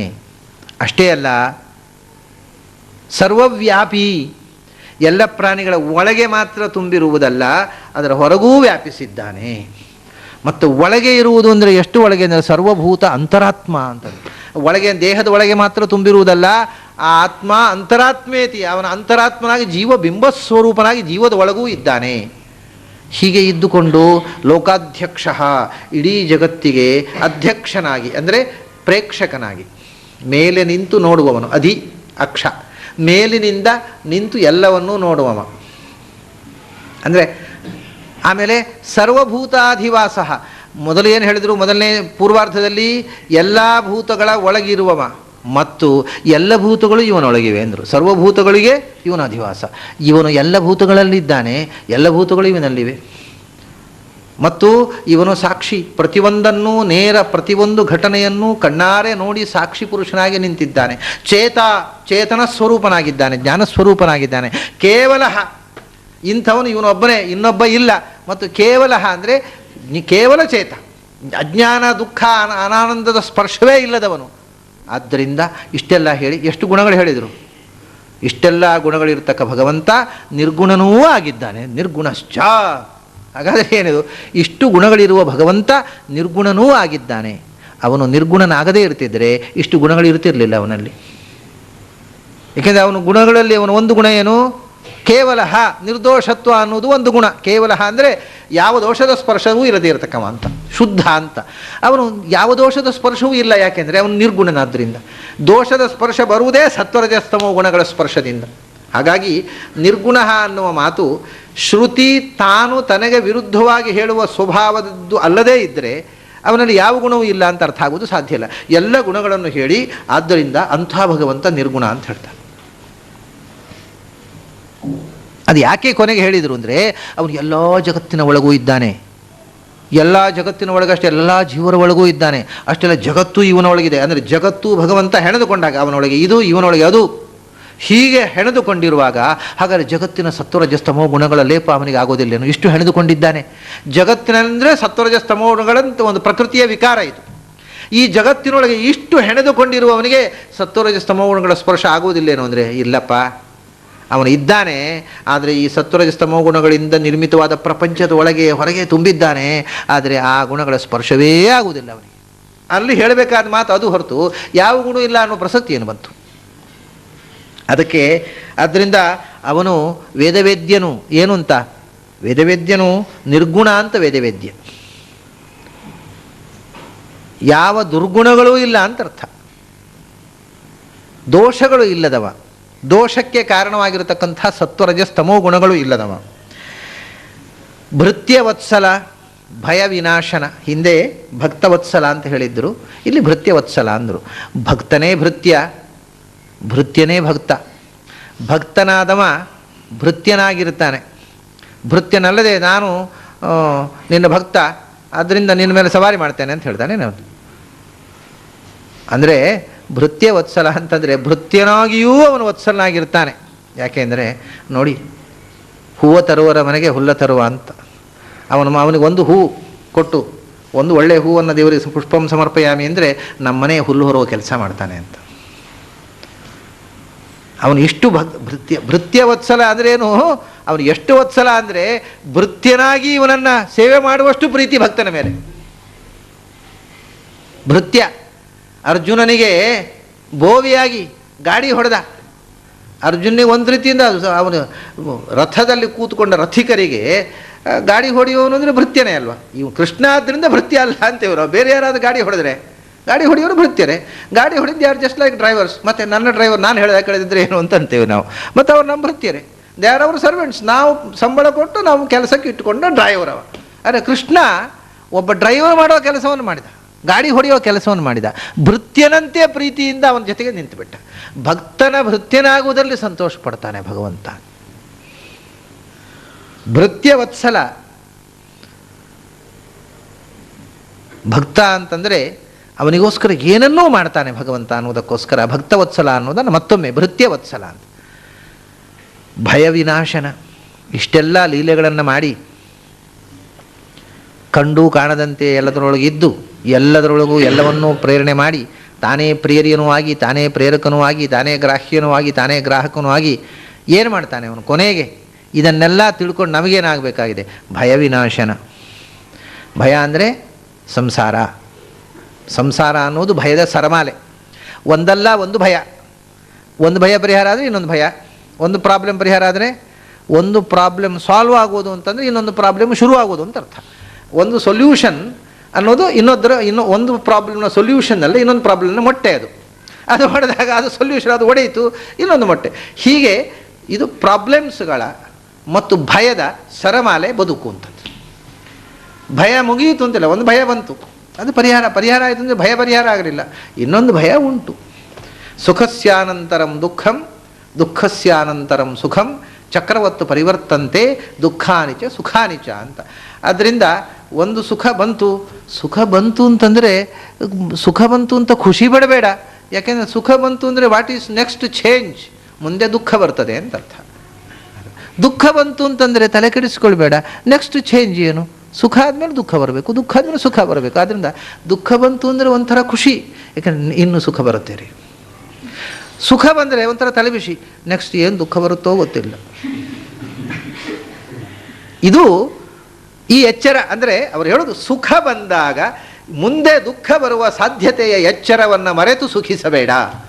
ದುಃಖ ಬಂದಾಗ ಮುಂದೆ ಸುಖವೂ ಬರುವ ಸಾಧ್ಯತೆಯನ್ನು ಮರೆತು ದುಃಖಿಸಬೇಡ. ಆಗ ದುಃಖದಲ್ಲಿಯೂ ಒಂದು ಸಹ್ಯತೆ, ಸುಖದಲ್ಲಿಯೂ ಒಂದು ಅದರ ಲಿಮಿಟೇಷನ್. ಅದನ್ನು ಹಾರುವುದು, ಹುಬ್ಬುವುದಿಲ್ಲ, ಕುಗ್ಗುವುದೂ ಇಲ್ಲ. ಈ ರೀತಿಯ ಎಚ್ಚರ. ಅದರಿಂದ ಸುಖ ದುಃಖ, ಭಯ ಅನ್ನೋದು ದುಃಖದ್ದೇ ಪೂರ್ವರೂಪ ತಾನೆ. ಒಂದು ಸುಖ ಬಂತು ಅಂತಂದರೆ ಒಂದು ಭಯ ಪರಿಹಾರ ಆಯಿತು ಅಂದರೆ ಇನ್ನೊಂದು ಭಯ. ಮನುಷ್ಯನಿಗೆ ಜೀವನದ ಉದ್ದಕ್ಕೆ ಭಯಗಳ ಸರಮಾಲೆ ಕಾಡ್ತಾ ಇರುತ್ತೆ. ಭಯವೇ ಇಲ್ಲದ ಅಭಯವಾದ ಸ್ಥಿತಿ ಅಂದರೆ ಏನು? ಅಭಯಂ ತಿತೀರ್ಷತಾಂ ಪಾರಂ ನಾಚಿಕೇತಂ ಶಕೇಮಸಿ ಅಂತ ಯಮ ಹೇಳ್ತಾನೆ ನಾಳೆ ನಾಡಿನಲ್ಲಿ. ಇನ್ನೂ ಹೇಳಲಿಲ್ಲ, ನಾಳೆ ನಾಡಿನಲ್ಲಿ ಯಮ ಹೇಳ್ತಾನೆ ನಚಿಕೇತರಿಗೆ. ಅಂಥ ಭಯರಹಿತವಾದ ಸ್ಥಿತಿ, ನಿರ್ಭಯವಾದ ಸ್ಥಿತಿ, ಅದು ಜ್ಞಾನಪೂರ್ಣವಾದ ಸ್ಥಿತಿಯೇ ನಿರ್ಭಯವಾದ ಸ್ಥಿತಿ. ಆಗಲೇ ಆನಂದ. ಭಯ ಇತ್ತು ಅಂದರೆ ದುಃಖ, ಅಜ್ಞಾನದಿಂದ ಭಯ ದುಃಖ, ಜ್ಞಾನದಿಂದ ನಿರ್ಭಯ ಅಭಯ ಆನಂದ. ಹಾಗಾಗಿ ಭಯ ಅಂತಂದರೆ ಸಂಸಾರ. ಈಗ ಏನೋ ಭಯ ಬಂತು, ಏನೋ ಹೆದರಿಕೆ ಆಯಿತು, ಸ್ವಾಮಿ ದೇವರೇ ಹೆದರಿಕೆ, ಅದಲ್ಲ. ಕೆಲವರಿಗೆ ಹೆದರಿಕೆ ಆದ ಕೂಡಲೇ ದೇವರನ್ನ ಸ್ಮರಣೆ, ಸಿಡ್ಲು ಹೊಡೆಯುವಾಗ ದೇವರನ್ನ ಸ್ಮರಣೆ ಮಾಡಿದೆ. ಅರ್ಜುನ ಪಾರ್ಥಸಾರಥಿ ಅಂತ ಹೇಳಿಬಿಟ್ರೆ ಸಿಡ್ಲು ಹೊಡೆದ ಭಯ. ಅದು ಏನು ಭಯವೋ ಏನು ನಿವಾರಣೆಯೋ ಅದು ಯಾವುದೂ ಅಲ್ಲ. ಒಟ್ಟು ಜೀವನದ ಭಯದಿಂದ ನಾವು ಪಾರಾಗಬೇಕು. ಜೀವನದ ಭಯ ಅಂದರೆ ಏನು? ಬದುಕೋದು ಅಂದರೆ ಸಾಯೋದರ ಭಯ ಪ್ರತಿಕ್ಷಣ ಅಲ್ವೇ? ಹಾಗಾಗಿ ಭಯ ವಿನಾಶನ ಅಂದರೆ ಸಂಸಾರ ಪರಿಹಾರಕನಾದ ಮೋಕ್ಷಪ್ರದ ಅಂತ ಅರ್ಥ. ಭಯಕೃದ್ ಭಯನಾಶನಃ, ಇದು ವಿಷ್ಣು ಸಹಸ್ರನಾಮದ ನಾಮವನ್ನೇ ಇವರು ಒಂದು ವಿ ಅಂತ ಸೇರಿಸಿದರು ಅಷ್ಟೇ. ಅದರಲ್ಲಿ ಒಂದು ಕಾರಣ ಉಂಟು. ಭಯನಾಶನ ಯಾರಿಗೆ? ಭಯಂ ವಿನಾಂ ನಾಶಯತಿ ಇದು ಭಯ ವಿನಾಶಕ ಅಂತ. ವಿ ಅಂದರೆ, ವಿ ಅನ್ನೋದು ವಯಸ್ಸು ವರ್ಣಾ ಅಧಿಜಗ್ಮುರೀಶ್ವರಂ. ವಯಸ್ಸು ವರ್ಣ ವಯಃ ವಿಹಿ ಅಂದರೆ ಜ್ಞಾನಿಗಳು ಅನ್ನುವ ಅರ್ಥದಲ್ಲಿ ವೇದದಲ್ಲಿ ಪ್ರಯೋಗ ಇದೆ. ಭಯವನ್ನು ಯಾರಿಗೆ ಪರಿಹಾರ ಮಾಡ್ತಾನೆ? ವಿಗಳಿಗೆ ಭಯವನ್ನು ನಾಶನ ಮಾಡ್ತಾನೆ. ಅಂದರೆ ಜ್ಞಾನಿಗಳಿಗೆ ಭಯ ಪರಿಹಾರ ಮಾಡ್ತಾನೆ. ಜ್ಞಾನ ಬರೋ ತನಕ ಅಜ್ಞಾನಿಗಳು ಭಯ ಉಂಟೇ ಉಂಟು.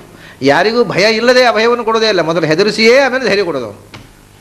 ಇಲ್ಲದೇ ಇದ್ದರೆ, ಇವ್ರಿಗೆ ಹೆದರಿಸದೇ ಇರ್ತಿದ್ರೆ ಆ ಧೈರ್ಯದ ಸ್ಥಿತಿ ಉಂಟಲ್ವ, ಅದು ರುಚಿಯೇ ಗೊತ್ತಾಗ್ತಿರ್ಲಿಲ್ಲ. ಅವರಿಗೆ ಅಭಯ ಅಂದರೆ ಏನು ಅಂತ ಗೊತ್ತಾದದ್ದು ಭಯ ಬಂದದ್ರಿಂದ. ಆಗಲೇ ಅಭಯ ಅಂದರೆ ಏನು ಅನ್ನೋ ಆನಂದ. ಅದರಿಂದ ಅವರಿಗೆ ಆನಂದ ಎಂಥದ್ದು ಅಂತ ಗೊತ್ತಾಗಬೇಕಾಗಿದ್ದರೆ ಮೊದಲು ದುಃಖ ಎಂಥದ್ದು ಅಂತ ಗೊತ್ತಾಗಬೇಕು. ಅಭಯವಾದ ಸ್ಥಿತಿ ಏನು ಅಂತ ಗೊತ್ತಾಗಬೇಕಾಗಿದ್ದರೆ ಮೊದಲೊಂಚೂರು ಹೆದರ್ಕೋಬೇಕು. ಅಂದ ಭಯವನ್ನು ಕೊಟ್ಟು ಆಮೇಲೆ ಜ್ಞಾನವನ್ನು ಕೊಟ್ಟು ಜ್ಞಾನದ ಮೂಲಕ ಭಯವನ್ನು ಪರಿಹರಿಸುವವನು ಭಯವಿ ನಾಶನ. ಸತ್ಯಕಾಮ ಶರಣ್ಯ ಶ್ಯಾಮಲ ಕೋಮಲಾಂಗ ಸುಖಿ. ಸತ್ಯಕಾಮ, ಸತ್ಯಕಾಮ ಅಂತ ಒಬ್ಬ ಋಷಿಯೂ ಇದ್ದಾನೆ. ಅವನು ಜಪಾಲ ಅನ್ನುವವಳ ಮಗ ಸತ್ಯಕಾಮ ಜಪಾಲ. ಅವನಿಗೆ ಸತ್ಯಕಾಮ ಅಂದರೆ ಯಾಕೆ ಹೆಸರು ಅಂದರೆ ಸತ್ಯ ಶಬ್ದ ವಾಚ್ಯನಾದ ಭಗವಂತನನ್ನು ಬಯಸಿದ ಮಾವ. ಹಿರಣ್ಮಯೇನ ಪಾತ್ರೇಣ ಸತ್ಯಸ್ಯ ಅನ್ನೋ ಸತ್ಯ ಶಬ್ದ ಭಗವಂತನ ವಾಚಕವಾಗಿರತಕ್ಕಂಥದ್ದು. ಅವನು ಸತ್ಯವನ್ನು ಕಾಮಿಸಿದ, ಅದರಿಂದ ಅವನು ಸತ್ಯಕಾಮನಾದ. ಭಗವಂತ ಸತ್ಯಕಾಮ ಯಾಕೆಂದರೆ ಅವನ ಕಾಮ ಅಂದರೆ ಇಚ್ಛೆ. ಭಗವಂತನ ಇಚ್ಛೆ ಎಂದಾದರೂ ಸುಳ್ಳಾದದ್ದುಂಟು. ಅವನನ್ನು ಸತ್ಯ ಸಂಕಲ್ಪ ಅಂತ ನಾವು ಕರಿತೀವಿ. ಆದ್ದರಿಂದ ಭಗವಂತನ ಇಚ್ಛೆ ಎಂದೂ ಹುಸಿಯಾದದ್ದಿಲ್ಲ. ಹಾಗಾಗಿ ವೇದಗಳು ಭಗವಂತನನ್ನು ಸತ್ಯಕಾಮ ಸತ್ಯ ಸಂಕಲ್ಪ ಅಂತ ಕರೀತಾರೆ.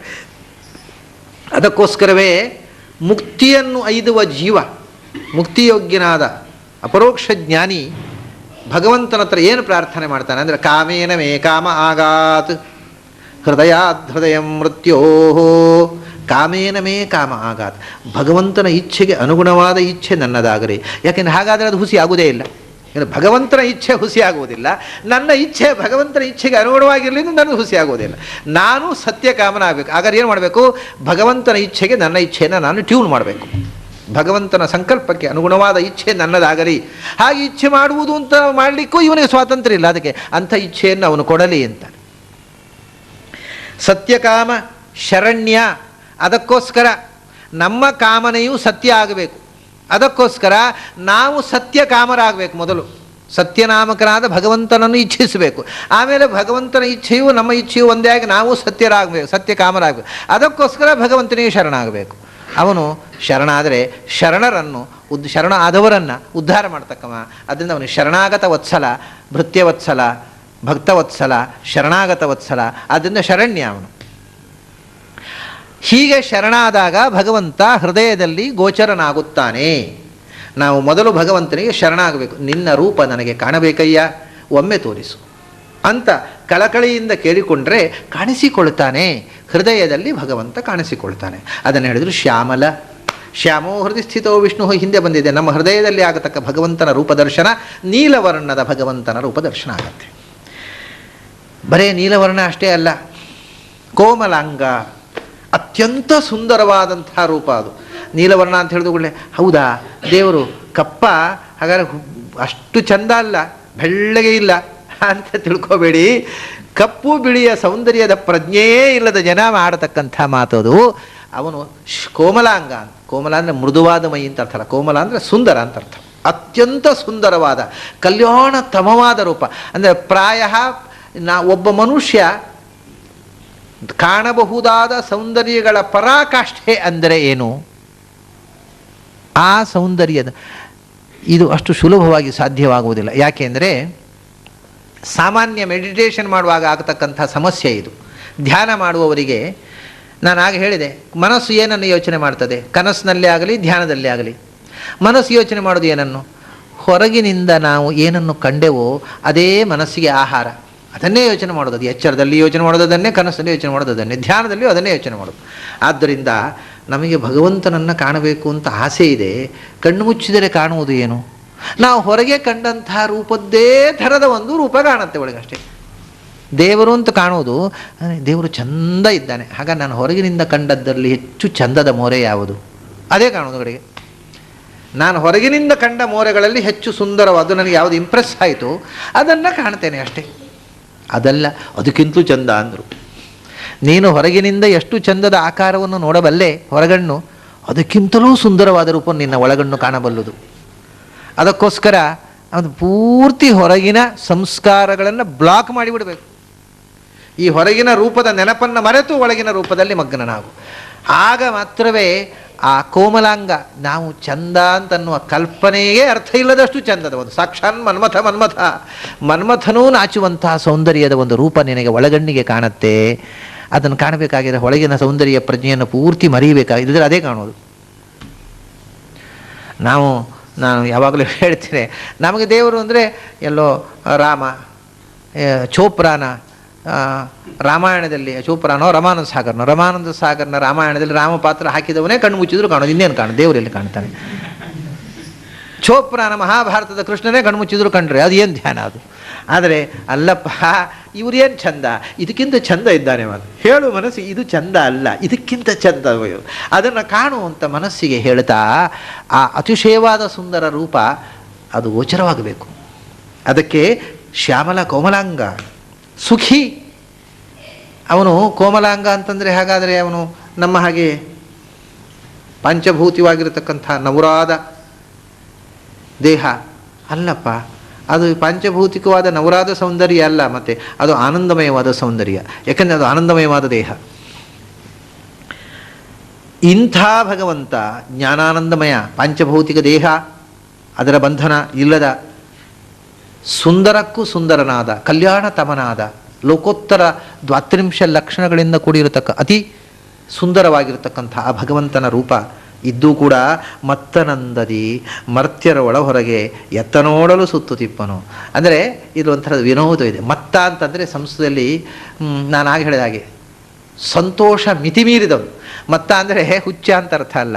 ಅಂದರೆ ಅದು ಒಂದು ವಿನೋದ ಅಲ್ಲ. ಇವನು ಹುಚ್ಚ, ಏನು ಹುಚ್ಚ, ಏನು ಆನಂದಮಯವಾಗಿರತಕ್ಕಂಥ ಲೋಕೋತ್ತರವಾದಂಥ ಭವ್ಯ ಜ್ಞಾನಾನಂದಮಯ ರೂಪ ಹುಚ್ಚರ ಹಾಗೆ ನಮ್ಮನೆಗೆಲ್ಲ ತಿರುಗಾಡ್ತಾ ಇದ್ದಾನಲ್ಲ ಇವನು, ಏನು ಹುಚ್ಚು ಇದೆ ಅವರಿಗೆ ಅಂತ. ಇದು ವಿನೋದ ದಾಸರದು. ಆದರೆ ನಿಜವಾದ ಅರ್ಥ ಮತ್ತನಂದದಿ ಅಂದರೆ, ಮತ್ತ ಅಂದರೆ ಆನಂದಾತಿರೇಕದಿಂದ ತುಂಬಿದವ, ಓವರ್ಫ್ಲೋ ಆಫ್ ಜಾಯ್ ಅಂತ ಹೇಳಿದ್ರೆ ಅದೇ ಆನಂದದ ಅತಿರೇಕ. ಆನಂದಾತಿರೇಕದಿಂದ ಮತ್ತನಂದದಿ ತುಂಬ ಖುಷಿಯಾದವನು ಹೇಗೆ ಎಲ್ಲ ಕಡೆ ಕುಣಿದಾಡ್ತಾ ಇರ್ತಾನೆ, ಹಾಗೆ ಇಡೀ ವಿಶ್ವದೊಳಗೆ ನಡೆದಾಡ್ತಾ ಇದ್ದಾನೆ. ಮತ್ತನಂದದಿ ಮರ್ತ್ಯರ ಒಳ ಹೊರಗೆ ಎತ್ತ ನೋಡಲು ಸುತ್ತು ತಿಪ್ಪನು. ಅವನಿಗೆ ತಡ್ಕೊಳ್ಳಿಕ್ಕೆ ಆಗುದಿಲ್ಲ. ಅದಕ್ಕೆ ಅಲ್ಲಿಂದ ಇಲ್ಲಿ ಎಲ್ಲ ಕಡೆ ಓಡಾಡ್ತಾ ಇರ್ತಾನೆ, ಸರ್ವತ್ರ ತುಂಬಿರ್ತಾನೆ. ಅದಕ್ಕೆ ಕಾರಣ ಅತೃಪ್ತಿ ಅಲ್ಲ. ನಾವು ಓಡಾಡೋದು ಯಾಕೆ? ನಮಗೇನೋ ಕಾರವಾರು, ಅದು ಆಗಲಿಲ್ಲ, ಕೆಲಸ ಆಗಲಿಲ್ಲ, ಅದಕ್ಕೆ ಅವರು ಆ ಆಫೀಸರ್ನ ಹಿಡಿಬೇಕು, ಇವರಿಗೇನೋ ಲಂಚ ಕೊಡಬೇಕು, ಅವ್ರ ಕಾಲು ಕಟ್ಟಬೇಕು, ಇವ್ರ ಕೈ ಕಟ್ಟಬೇಕು. ಅವನು ಅತ್ಯಧಿಕ ಸಂತೃಪ್ತ. ಯಾವುದು ಏನು ಕೆಲಸ ಆಗಬೇಕಾದವರು ಸಂತೃಪ್ತಿಯ ಪರಾಕಾಷ್ಠೆ ಅದು. ಇನ್ನು ಅದರ ಆಚೆಗೆ ಏನಿದೆ? ಅತ್ಯಧಿಕ ಸಂತೃಪ್ತ. ಅವನು ಹೋಗುವುದು, ಅಲ್ಲಿ ಇತ್ಲಾಗಿ ತಿರುಗಾಡೋದು ಅಂದರೆ ತ್ರಿಜಗದ್ವ್ಯಾಪ್ತ. ಏನು ತಿರುಗಾಡಬೇಕಪ್ಪ ಅವನು? ನಮಗಾದರೆ ನಾವು ಇಲ್ಲೇ ಇರುವವರು, ಅಲ್ಲಿ ಹೋಗ್ಬೇಕಾದ್ರೆ ಹೋಗಲೇಬೇಕು.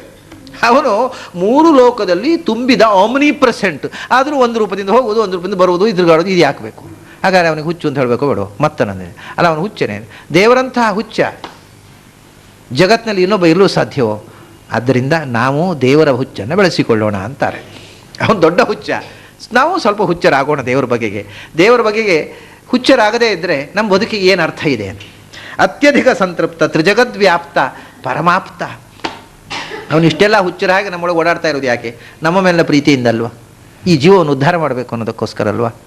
ಆವಾಗ ನಾವು ಅಷ್ಟು ಪ್ರೀತಿಯಿಂದ ನಮ್ಮೊಳಗೆ ಹೊರಗೆ ಸುತ್ತಾಡುವಾಗ ನಾವು ಅವನ ಬಗ್ಗೆ ಸ್ವಲ್ಪ ಕಾಳಜಿ ಮಾಡಿ ನಾವು ಹುಚ್ಚರಾಗದಿದ್ದರೆ ಭಗವಂತ ಇಷ್ಟು ಹುಚ್ಚರಾಗಿ ನಮ್ಮ ಹಿಂದೆ ಇದ್ದಾನೆ, ನಾವು ಸ್ವಲ್ಪ ಆದರೂ ಭಗವಂತನ ಬಗ್ಗೆ ಹುಚ್ಚರಾಗೋದು ಬೇಡವೇ ಅಂತ ಕೇಳ್ತಾರೆ.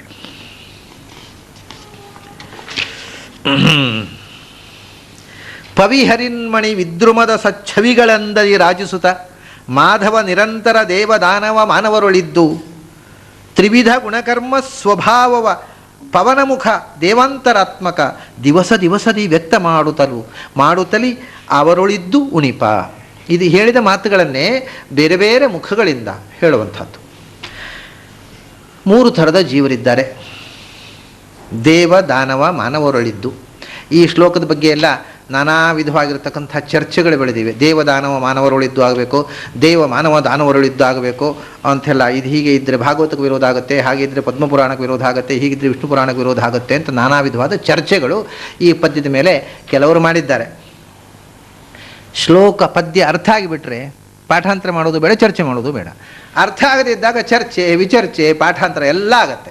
ಇದು ಮೊದಲು ನಾನು ಅರ್ಥ ಹೇಳ್ತೇನೆ, ಆಮೇಲೆ ಪೂರ್ವೋಕ್ಷವೇ ಬರೋದಿಲ್ಲ, ಮತ್ತೆ ಪೂರ್ವೋಕ್ಷ ಬಂದಿರ್ತಾನೆ ಪಾಠಾಂತರ ಮಾಡೋದು. ಇದರಲ್ಲಿ ಇವರು ಏನು ಹೇಳ್ತಾರೆ ಅಂದರೆ 3 ಥರದ ಜೀವರಿದ್ದಾರೆ.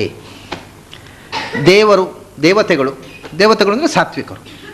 ಅವರು ಸಹಜವಾಗಿ ಜ್ಞಾನದ ಮಾರ್ಗದಲ್ಲಿಯೇ ಮುಂದುವರಿದವರು, ಅವರಿಗೆ ಸಹಜವಾದ ಗತಿ ಸಾತ್ವಿಕರು.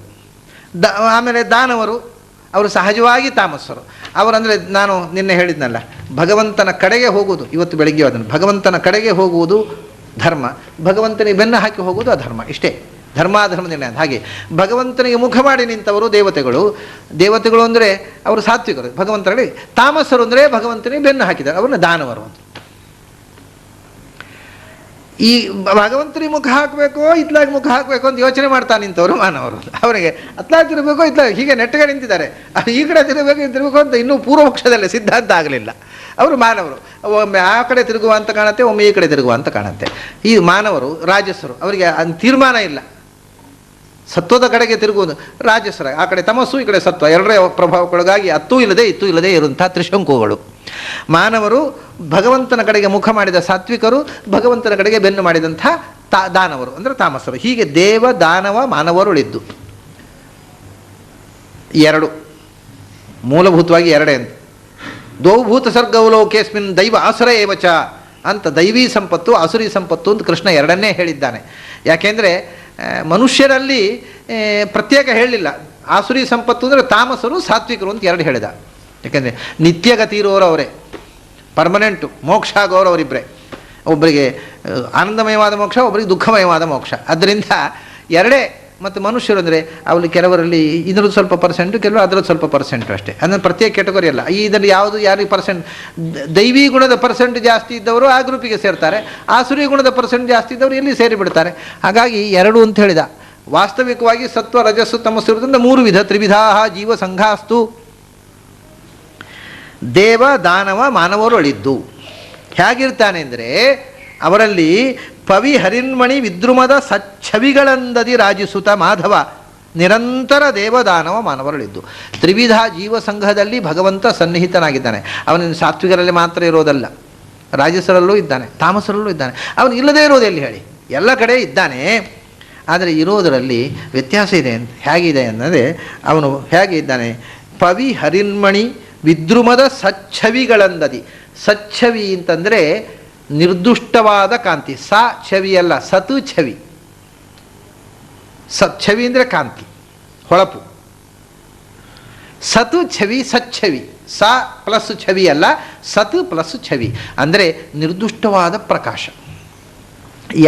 ಭಗವಂತ ಅಂದರೆ ಅದು ಯಾಕೆ ಆ ಶಬ್ದ ಬಳಸಿದ್ರು ಅಂದರೆ ಆ 3ರಲ್ಲಿ ಇರತಕ್ಕಂಥ ಪ್ರಕಾಶದಲ್ಲಿ ವ್ಯತ್ಯಾಸ ಇದೆ. ಓಹೋ, ತಾಮಸರಲ್ಲಿ ಹೋಗುವಾಗ ಭಗವಂತನ ಪ್ರಕಾಶ ಹಳಸಿತೇನೋ, ಮಾಸಿ ಹೋಯ್ತೇನೋ, ಸ್ವಲ್ಪ ಬ್ರೈಟ್ನೆಸ್ ಕಮ್ಮಿ ಆಯಿತು ಅಂದರೆ ಅದು ಸಚ್ಛವಿ, ಕಾಣುವುದು ಹಾಗೆ.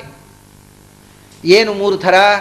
ದೇವತೆಗಳಲ್ಲಿ ಪವಿಯಂತೆ ಇದ್ದಾನೆ, ಮನುಷ್ಯರಲ್ಲಿ ಅಲ್ಲ, ಹೌದು, ಏನು ದಾನವರಲ್ಲಿ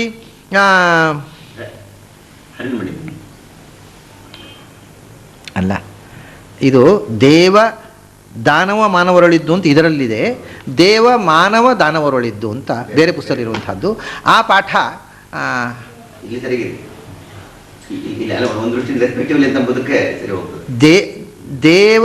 ದೇವ ದಾನವ ಮಾನವರೊಳಿದ್ದು ಅಂತ ಈ ಪುಸ್ತಕದಲ್ಲಿ ಇರೋದು.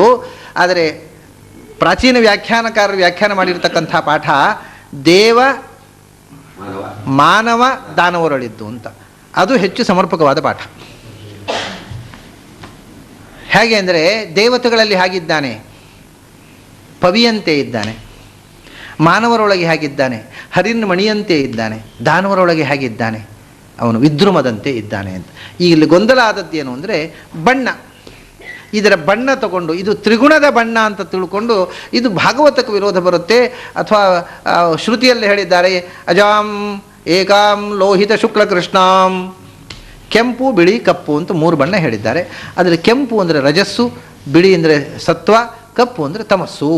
ಆದ್ದರಿಂದ ಕಪ್ಪು ತಮಸ್ಸಾಗಬೇಕು. ಅಂದರೆ ದಾನವರಿಗೆ ಕಪ್ಪು ಬಣ್ಣ ಆಗಬೇಕು, ಕೆಂಪು ಅನ್ನೋದು ರಜಸ್ಸು ಮಾನವರಿಗೆ ಆಗಬೇಕು, ಹವಳ ಕೆಂಪು, ಆದ್ದರಿಂದ ವಿದ್ರುಮ ಅಂದರೆ ಹವಳ, ಹವಳ ಅನ್ನೋದು ಮನುಷ್ಯರಿಗೆ ಮಾನವರಿಗೆ ಆಗಬೇಕು, ಹರಿನ್ಮಣಿ ಅನ್ನೋದು ದಾನವರಿಗೆ ಆಗಬೇಕು ಅಂತ ಒಂದು ರೀತಿಯಿಂದ ಗೊಂದಲ ಮಾಡಿಕೊಂಡಿದ್ದಾರೆ ಇದಕ್ಕೆ ಅರ್ಥ ಮಾಡುವವರೆಲ್ಲ.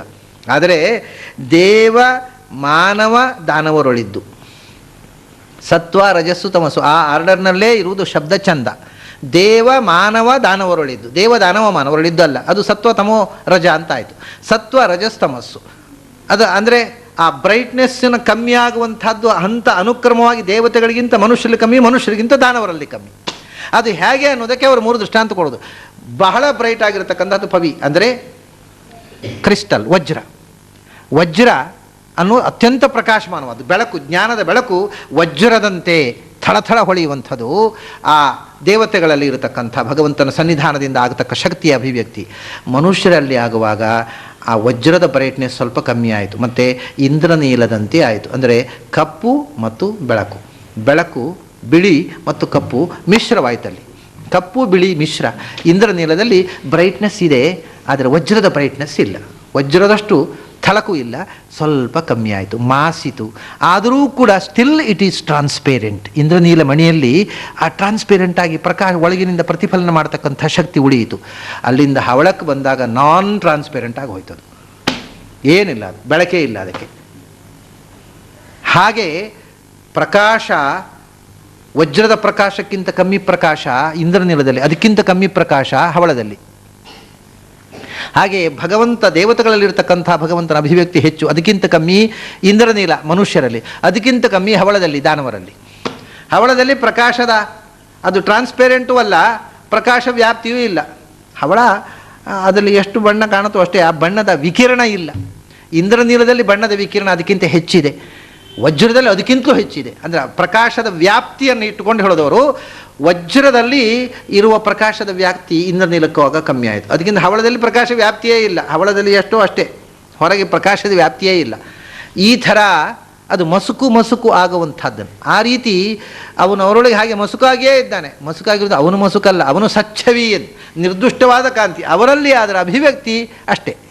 ಪವಿಹರಿನ್ಮಣಿ ವಿದ್ರುಮದ ಸಚ್ಛವಿಗಳಂದದಿ ರಾಜಿಸುತ ಮಾಧವ ನಿರಂತರ ದೇವ ದಾನವ ಮಾನವರೊಳಿ, ದೇವ ಮಾನವ ದಾನವರುಳಿದ್ದು ದೇವತೆಗಳಲ್ಲಿ ವಜ್ರದಂತೆ ಅವರ ಜ್ಞಾನದ ಪ್ರಕಾಶವನ್ನು ಬೆಳಗಿಸಿ, ಮನುಷ್ಯರಲ್ಲಿ ನೀಲಮಣಿಯಂತೆ ಕಪ್ಪು ಬೆಳಕು, ಬೆಳಕು ಬೆಳಕಿನ ಜೊತೆಗೆ ಕತ್ತಲು ಮಿಶ್ರ ಮಾಡಿ, ಅಸುರರಲ್ಲಿ ರಿಫ್ಲೆಕ್ಷನ್ನೇ ಇಲ್ಲ, ಬರೇ ಹವಳ ಅದಂತೆ. ಅಲ್ಲಿ ಕೆಂಪು ಬಿಳಿ ಪ್ರಶ್ನೆ ಅಲ್ಲ, ಬ್ರೈಟ್ನೆಸ್ಸಿನ ಪ್ರಶ್ನೆ. ಒಂದಕ್ಕಿಂತ ಒಂದು ಪ್ರಕಾಶ ಮಲಿನವಾಗ್ತಾ ಹೋಗ್ತದೆ. ವಜ್ರದಲ್ಲಿರುವಂತಹ ಪ್ರಕಾಶ ನೀಲಮಣಿಯಲ್ಲಿ, ನೀಲಮಣಿಯಿರುವ ಪ್ರಕಾಶ ವಿದ್ರುಮದಲ್ಲಿಲ್ಲ. ಪವಿಹರಿನ್ಮಣಿ ವಿದ್ರುಮದ ಸಚ್ಛವಿಗಳಂದದಿ ರಾಜಿಸುತ್ತ ಮಾಧವ ನಿರಂತರ ದೇವ ದಾನವ ಮಾನವರೊಳಿದ್ದು ತ್ರಿವಿಧ ಗುಣ ಕರ್ಮ ಸ್ವಭಾವವ ಮಾಡಿಸ್ತಾ ಇದ್ದಾನೆ ಅಂತ. ತ್ರಿವಿಧ ಗುಣ, ತ್ರಿವಿಧ ಕರ್ಮ, ತ್ರಿವಿಧ ಸ್ವಭಾವ. ತ್ರಿವಿಧ ಗುಣಗಳು ಸತ್ವರಜಸ್ತಮೋ ಗುಣಗಳಿಂದ, ಸತ್ವರಜಸ್ತಮೋ ಗುಣಗಳಿಂದ ಅವರಿಗೆ ತ್ರಿವಿಧ ಕರ್ಮ, ಸಾತ್ವಿಕ ಕರ್ಮ ಸಾತ್ವಿಕರಿಗೆ, ರಾಜಸ ಕರ್ಮ ರಾಜಸರಿಗೆ, ತಾಮಸ ಕರ್ಮ ತಾಮಸರಿಗೆ. ಅಲ್ಲ, ಅದು ಯಾಕೆ ಮಾಡಬೇಕಪ್ಪ? ಸಾತ್ವಿಕರಿಗೆ ಸಾತ್ವಿಕ ಕರ್ಮ ಮಾಡಿಸಲಿ, ನಿಮ್ಮ ದೇವರು ಸರ್ವತಂತ್ರ ಸ್ವತಂತ್ರ ಹೌದೋಲ್ಲೋ. ರಾಜಸತ್ರವೂ ಸಾತ್ವಿಕ ಕರ್ಮ ಮಾಡಿಸಲಿ, ತಾಮಸರತ್ರವೂ ಸಾತ್ವಿಕ ಕರ್ಮ ಮಾಡಿಸಲಿ, ಎಲ್ಲರೂ ಉದ್ಧಾರ ಆಗಲಿ. ಇವನು ಹೊಟ್ಟೆಗಿಚ್ಚೇನು ಅಥವಾ ಇವನು ಗಂಟು ಹೋಗೋದೇನು? ತಾಮಸರನ್ನು ಕೂಡ ಸಾತ್ವಿಕ ಕರ್ಮ ಮಾಡಿಸಿ, ರಾಜಸರನ್ನು ಸಾತ್ವಿಕ ಕರ್ಮ ಮಾಡಿಸಿ, ಎಲ್ಲ ಪ್ರಪಂಚವು ಸತ್ವಮಯವಾಗಿ, ಎಲ್ಲರೂ ಆನಂದ, ಎಲ್ಲರೂ ಶ್ರೀಮಂತರು, ಎಲ್ಲರಿಗೂ ಪಾಂಟ್ಯಾಕಾರು, ಎಲ್ಲರಿಗೂ ಉಪ್ಪರಿಗೆ ಮನೆ, ಏನು ದೇವರ ಗಂಟು ಹೋಗೋದು? ಹೀಗೆ ಮಾಡಬಾರ್ದು. ಅಂದರೆ ಅದಕ್ಕಂದ್ರು ತ್ರಿವಿಧ ಗುಣಕರ್ಮ ಸ್ವಭಾವವ. ಅಪ್ಪ, ಅದಕ್ಕೆ ಬೇರೊಂದು ತೊಂದರೆ ಉಂಟು ಅಂತ. ಏನು ಅಂದರೆ ಅವರವರ ಸ್ವಭಾವಕ್ಕೆ ತಕ್ಕಂತೆ ಅವರವರ ಅಭಿವ್ಯಕ್ತಿ ಮಾಡಬೇಕು. ಈಗ ಇದು ಹೇಗಾಯಿತು ನಾವು ವಾದ ಮಾಡೋದು ಅಂದರೆ, ದೇವರ ಗಂಟು ಏನು ಹೋಯಿತು ಅಂತ ಕೇಳ್ತೇವೆ. ಹೌದು, ದೇವರ ಗಂಟು ಹೋಗುವುದಿಲ್ಲ. ಈಗ ಇದೇ ರೀತಿ ಮಾತಾಡೋ ಹುಡುಗರು ಇರ್ತಾರೆ ಶಾಲೆಯಲ್ಲಿ. ಒಬ್ಬ ಹುಡುಗ ದಡ್ಡ, ಅವನು ದಡ್ಡ ಏನೂ ಬರೆಯೋದಿಲ್ಲ, ಬರೀಲೇ ಇಲ್ಲ, ಪೇಪರ್ ಬ್ಲ್ಯಾಂಕ್ ಪೇಪರ್ನಲ್ಲಿ ಕೊಟ್ಟ. ಒಬ್ಬರು ನಮ್ಮಲ್ಲಿ ವೇದಾಂತ ವಿದ್ವತ್ ಆಗಿದ್ದರು. ಅವರು ವೇದಾಂತ ವಿದ್ವತ್ತು ಪರೀಕ್ಷೆಯಲ್ಲಿ ಬರೆದದ್ದೇನು ಗೊತ್ತುಂಟು, ಅವ್ರು ಏನೂ ಗೊತ್ತಿರಲಿಲ್ಲ. ಅದು ವಿದ್ವತ್ ಪಾಸಾದರು, ಆಮೇಲೆ ಶಾಲೆಯಲ್ಲಿ ವೇದಾಂತ ಪ್ರೊಫೆಸರ್ ಆಗಿ ರಿಟೈರ್ ಆದರೆ. ಈಗ ಅವರು ವಿದ್ವತ್ ಪರೀಕ್ಷೆಯಲ್ಲಿ ಬರೆದಂದರೆ ಶ್ರೀಮನ್ಮಧ್ವಮತೆ ಹರಿಪರದರ ಸತ್ಯಂ ಇಡೀ ಶ್ಲೋಕವನ್ನು 10 ಸರ್ತಿ ಬರೆದು, ಬೇರೆ ಗೊತ್ತೇ ಇರಲಿಲ್ಲ ಅವರಿಗೆ. ಅದನ್ನು ನೋಡಿ ಗಾಬರಿಯಾಗಿ ಪಾಸ್ ಮಾಡಿಬಿಟ್ರು ಅವ್ರು ತಿದ್ದವರು. ಅವರು ಪಾಸಾಗಿ ಪ್ರೊಫೆಸರ್ ಆಗಿ ರಿಟೈರ್ ಆದರೆ. ಈಗ ಅವರು ಕಲಿತವ್ರ ಗತಿ ಏನೋ ಅನ್ನೋದು ಗೊತ್ತಿಲ್ಲ, ಅವ್ರ ವಿದ್ಯಾರ್ಥಿಗಳು ಏನಕ್ಕೆ ಬರೆದ್ರೋ ಏನು ಬಿಟ್ಟರೋ ಗೊತ್ತಿಲ್ಲ. ಹಾಗೆ ಒಬ್ಬ ಏನೂ ಬರೀಲಿಲ್ಲ, ಒಬ್ಬ ಸುಮಾರಾಗಿ ಬರೆದ, ಕಷ್ಟಪಟ್ಟು ಓದಿದ್ದು ಮರೆತು ಅರ್ಧ ನೆನಪು ಮಾಡಿಕೊಂಡು ಅರ್ಧಂಬರ್ಧ ಬರೆದ. ಒಬ್ಬ ಚೆನ್ನಾಗಿ ಬರೆದ. ಈ ಹುಡುಗನ ಏನು ಆ ಮಾಸ್ಟರ್ ಗಂಟು ಹೋಗೋದೇನು, ಎಲ್ಲರಿಗೂ 80 ಮಾರ್ಕ್ ಹಾಕಬಾರ್ದ? ಅವ್ರ ಅಪ್ಪನ ಗಂಟು ಹೋಗುತ್ತೇನು? ಎಲ್ಲರೂ 80 ಏನು ಇವನು ಕೈನ ಕೊಡ್ತಾರೇನು? ಇವ್ರ ಸಂಬಳ ಕಿಸೆಯನ್ನು ಕೊಡೋದೇನು ಮಾರ್ಕು? ಎಲ್ಲ ಮಕ್ಕಳು ಉದ್ಧಾರ ಮಾಡಬಾರ್ದ? 80 ಮಾರ್ಕ್ ಹಾಕೋದು ಫಾಸ್ಟ್. ಅರೆ ಇವತ್ತು ಸರ್ಕ್ಯುಲರ್ಗೆ ಬೇರೆ ಕಳಿಸಿದ್ದಾರೆ ಸರ್ಕಾರದವರು, ಕಮ್ಮಿ ಮಾರ್ಕ್ ಇದ್ದವ್ರಿಗೆ ಹೆಚ್ಚು ಹಾಕಬೇಕು, ಹೆಚ್ಚಿದ್ದವ್ರಿಗೆ ಕಮ್ಮಿ ಹಾಕಬೇಕು ಅಂತ. ಇವ್ರದ್ದು ಏನು ಗಂಟು ಹೋಗೋದು? ಹಾಕ್ರಿ, ಎಲ್ಲರೂ 80 ಮಾರ್ಕ್ ಹಾಕಬಾರ್ದಾ ಅಂತ ಹೇಳಿದ ಹಾಗೇ ಇದು. ಹಾಗಾದರೆ ಎಲ್ಲರಿಗೂ 80 ಮಾರ್ಕ್ ಹಾಕುವುದು ನಾನ್ ಡಿಸ್ಕ್ರಿಮಿನೇಷನ್ನು, ಅಥವಾ ಕಮ್ಮಿ ಬರೆದವನಿಗೆ ಕಮ್ಮಿ ಡಿಸ್ಕ್ರಿಮಿನೇಷನ್ ಅಂದರೆ ಏನು? ಎಲ್ಲರಿಗೂ ಒಂದೇ ಮಾರ್ಕ್ ಹಾಕುವುದನ್ನು ಅದೇ ಡಿಸ್ಕ್ರಿಮಿನೇಷನ್. ಎಲ್ಲರಿಗೂ ಒಂದೇ ಮಾರ್ಕ್ ಹಾಕಿದರೆ ಉಪಾಧ್ಯಾಯರು ಪಕ್ಷಪಾತಿಗಳು. ಒಬ್ಬನ್ನು ಫೇಲ್ ಮಾಡಿ ಒಬ್ಬನ್ನು ಪಾಸ್ ಮಾಡಿದರೆ ಪಕ್ಷಪಾತಿಗಳು ಅಂತ ಯಾರು ಅನ್ನೋದಿಲ್ಲ. ಅವರವರ ಯೋಗ್ಯತೆಗೆ ತಕ್ಕಂತೆ ಬರೆದರು. ಖರೇ ಉಪಾಧ್ಯಾಯರು. ಅಲ್ಲಪ್ಪ ಅವನು ಏನೂ ಬರೆದಿಲ್ಲ, ಅವನು 90 ಮಾರ್ಕ್ ಆಗಿದೆ, ಅವರು ಡಿಸ್ಕ್ರಿಮಿನೇಷನ್ ಮಾಡಿದರು, ಅವರು ಪಕ್ಷಪಾತ ಮಾಡಿದರು.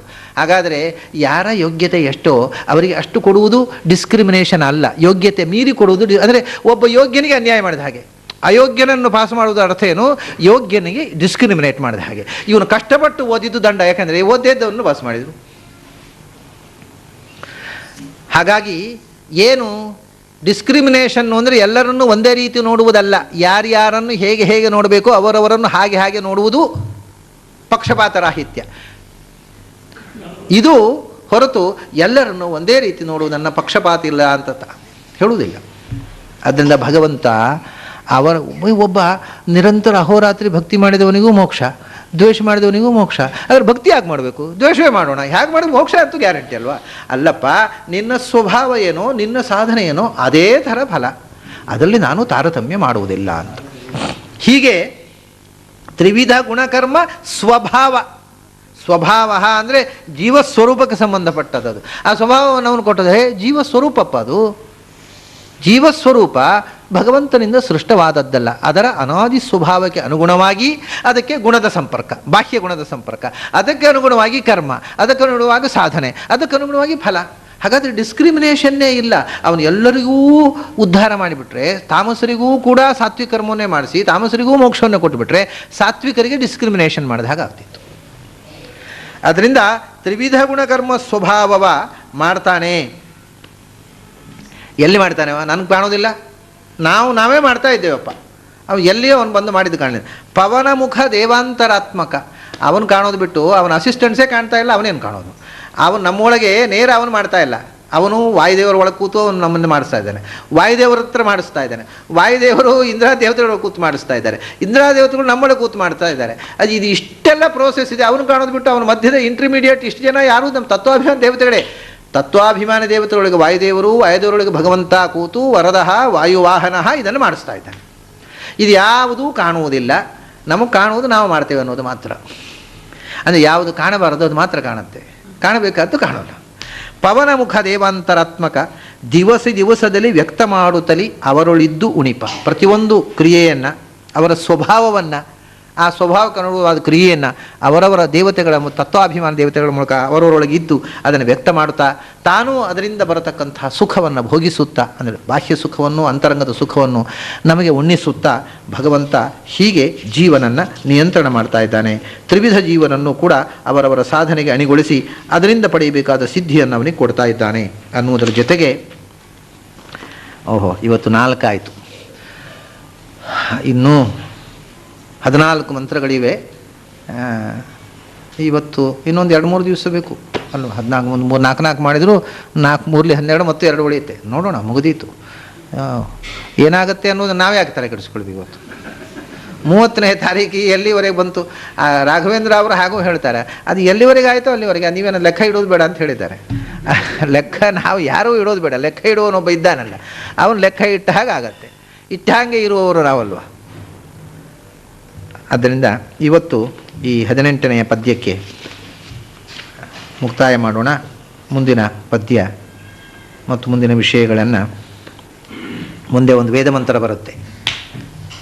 ಅಭೀದಮೇಕಮೇಕೋ ನಿಶ್ಯಾಟ್ ಅಭಿದ್ವಾ ಕಿಮುತ್ರಯಃ ಕರಂತಿ ಅಂತ ಒಂದು ವೇದ ಮಂತ್ರವನ್ನು ತಗೊಂಡು ಮುಂದಿನ ಪದ್ಯವನ್ನು ಬರೆದಿದ್ದಾರೆ.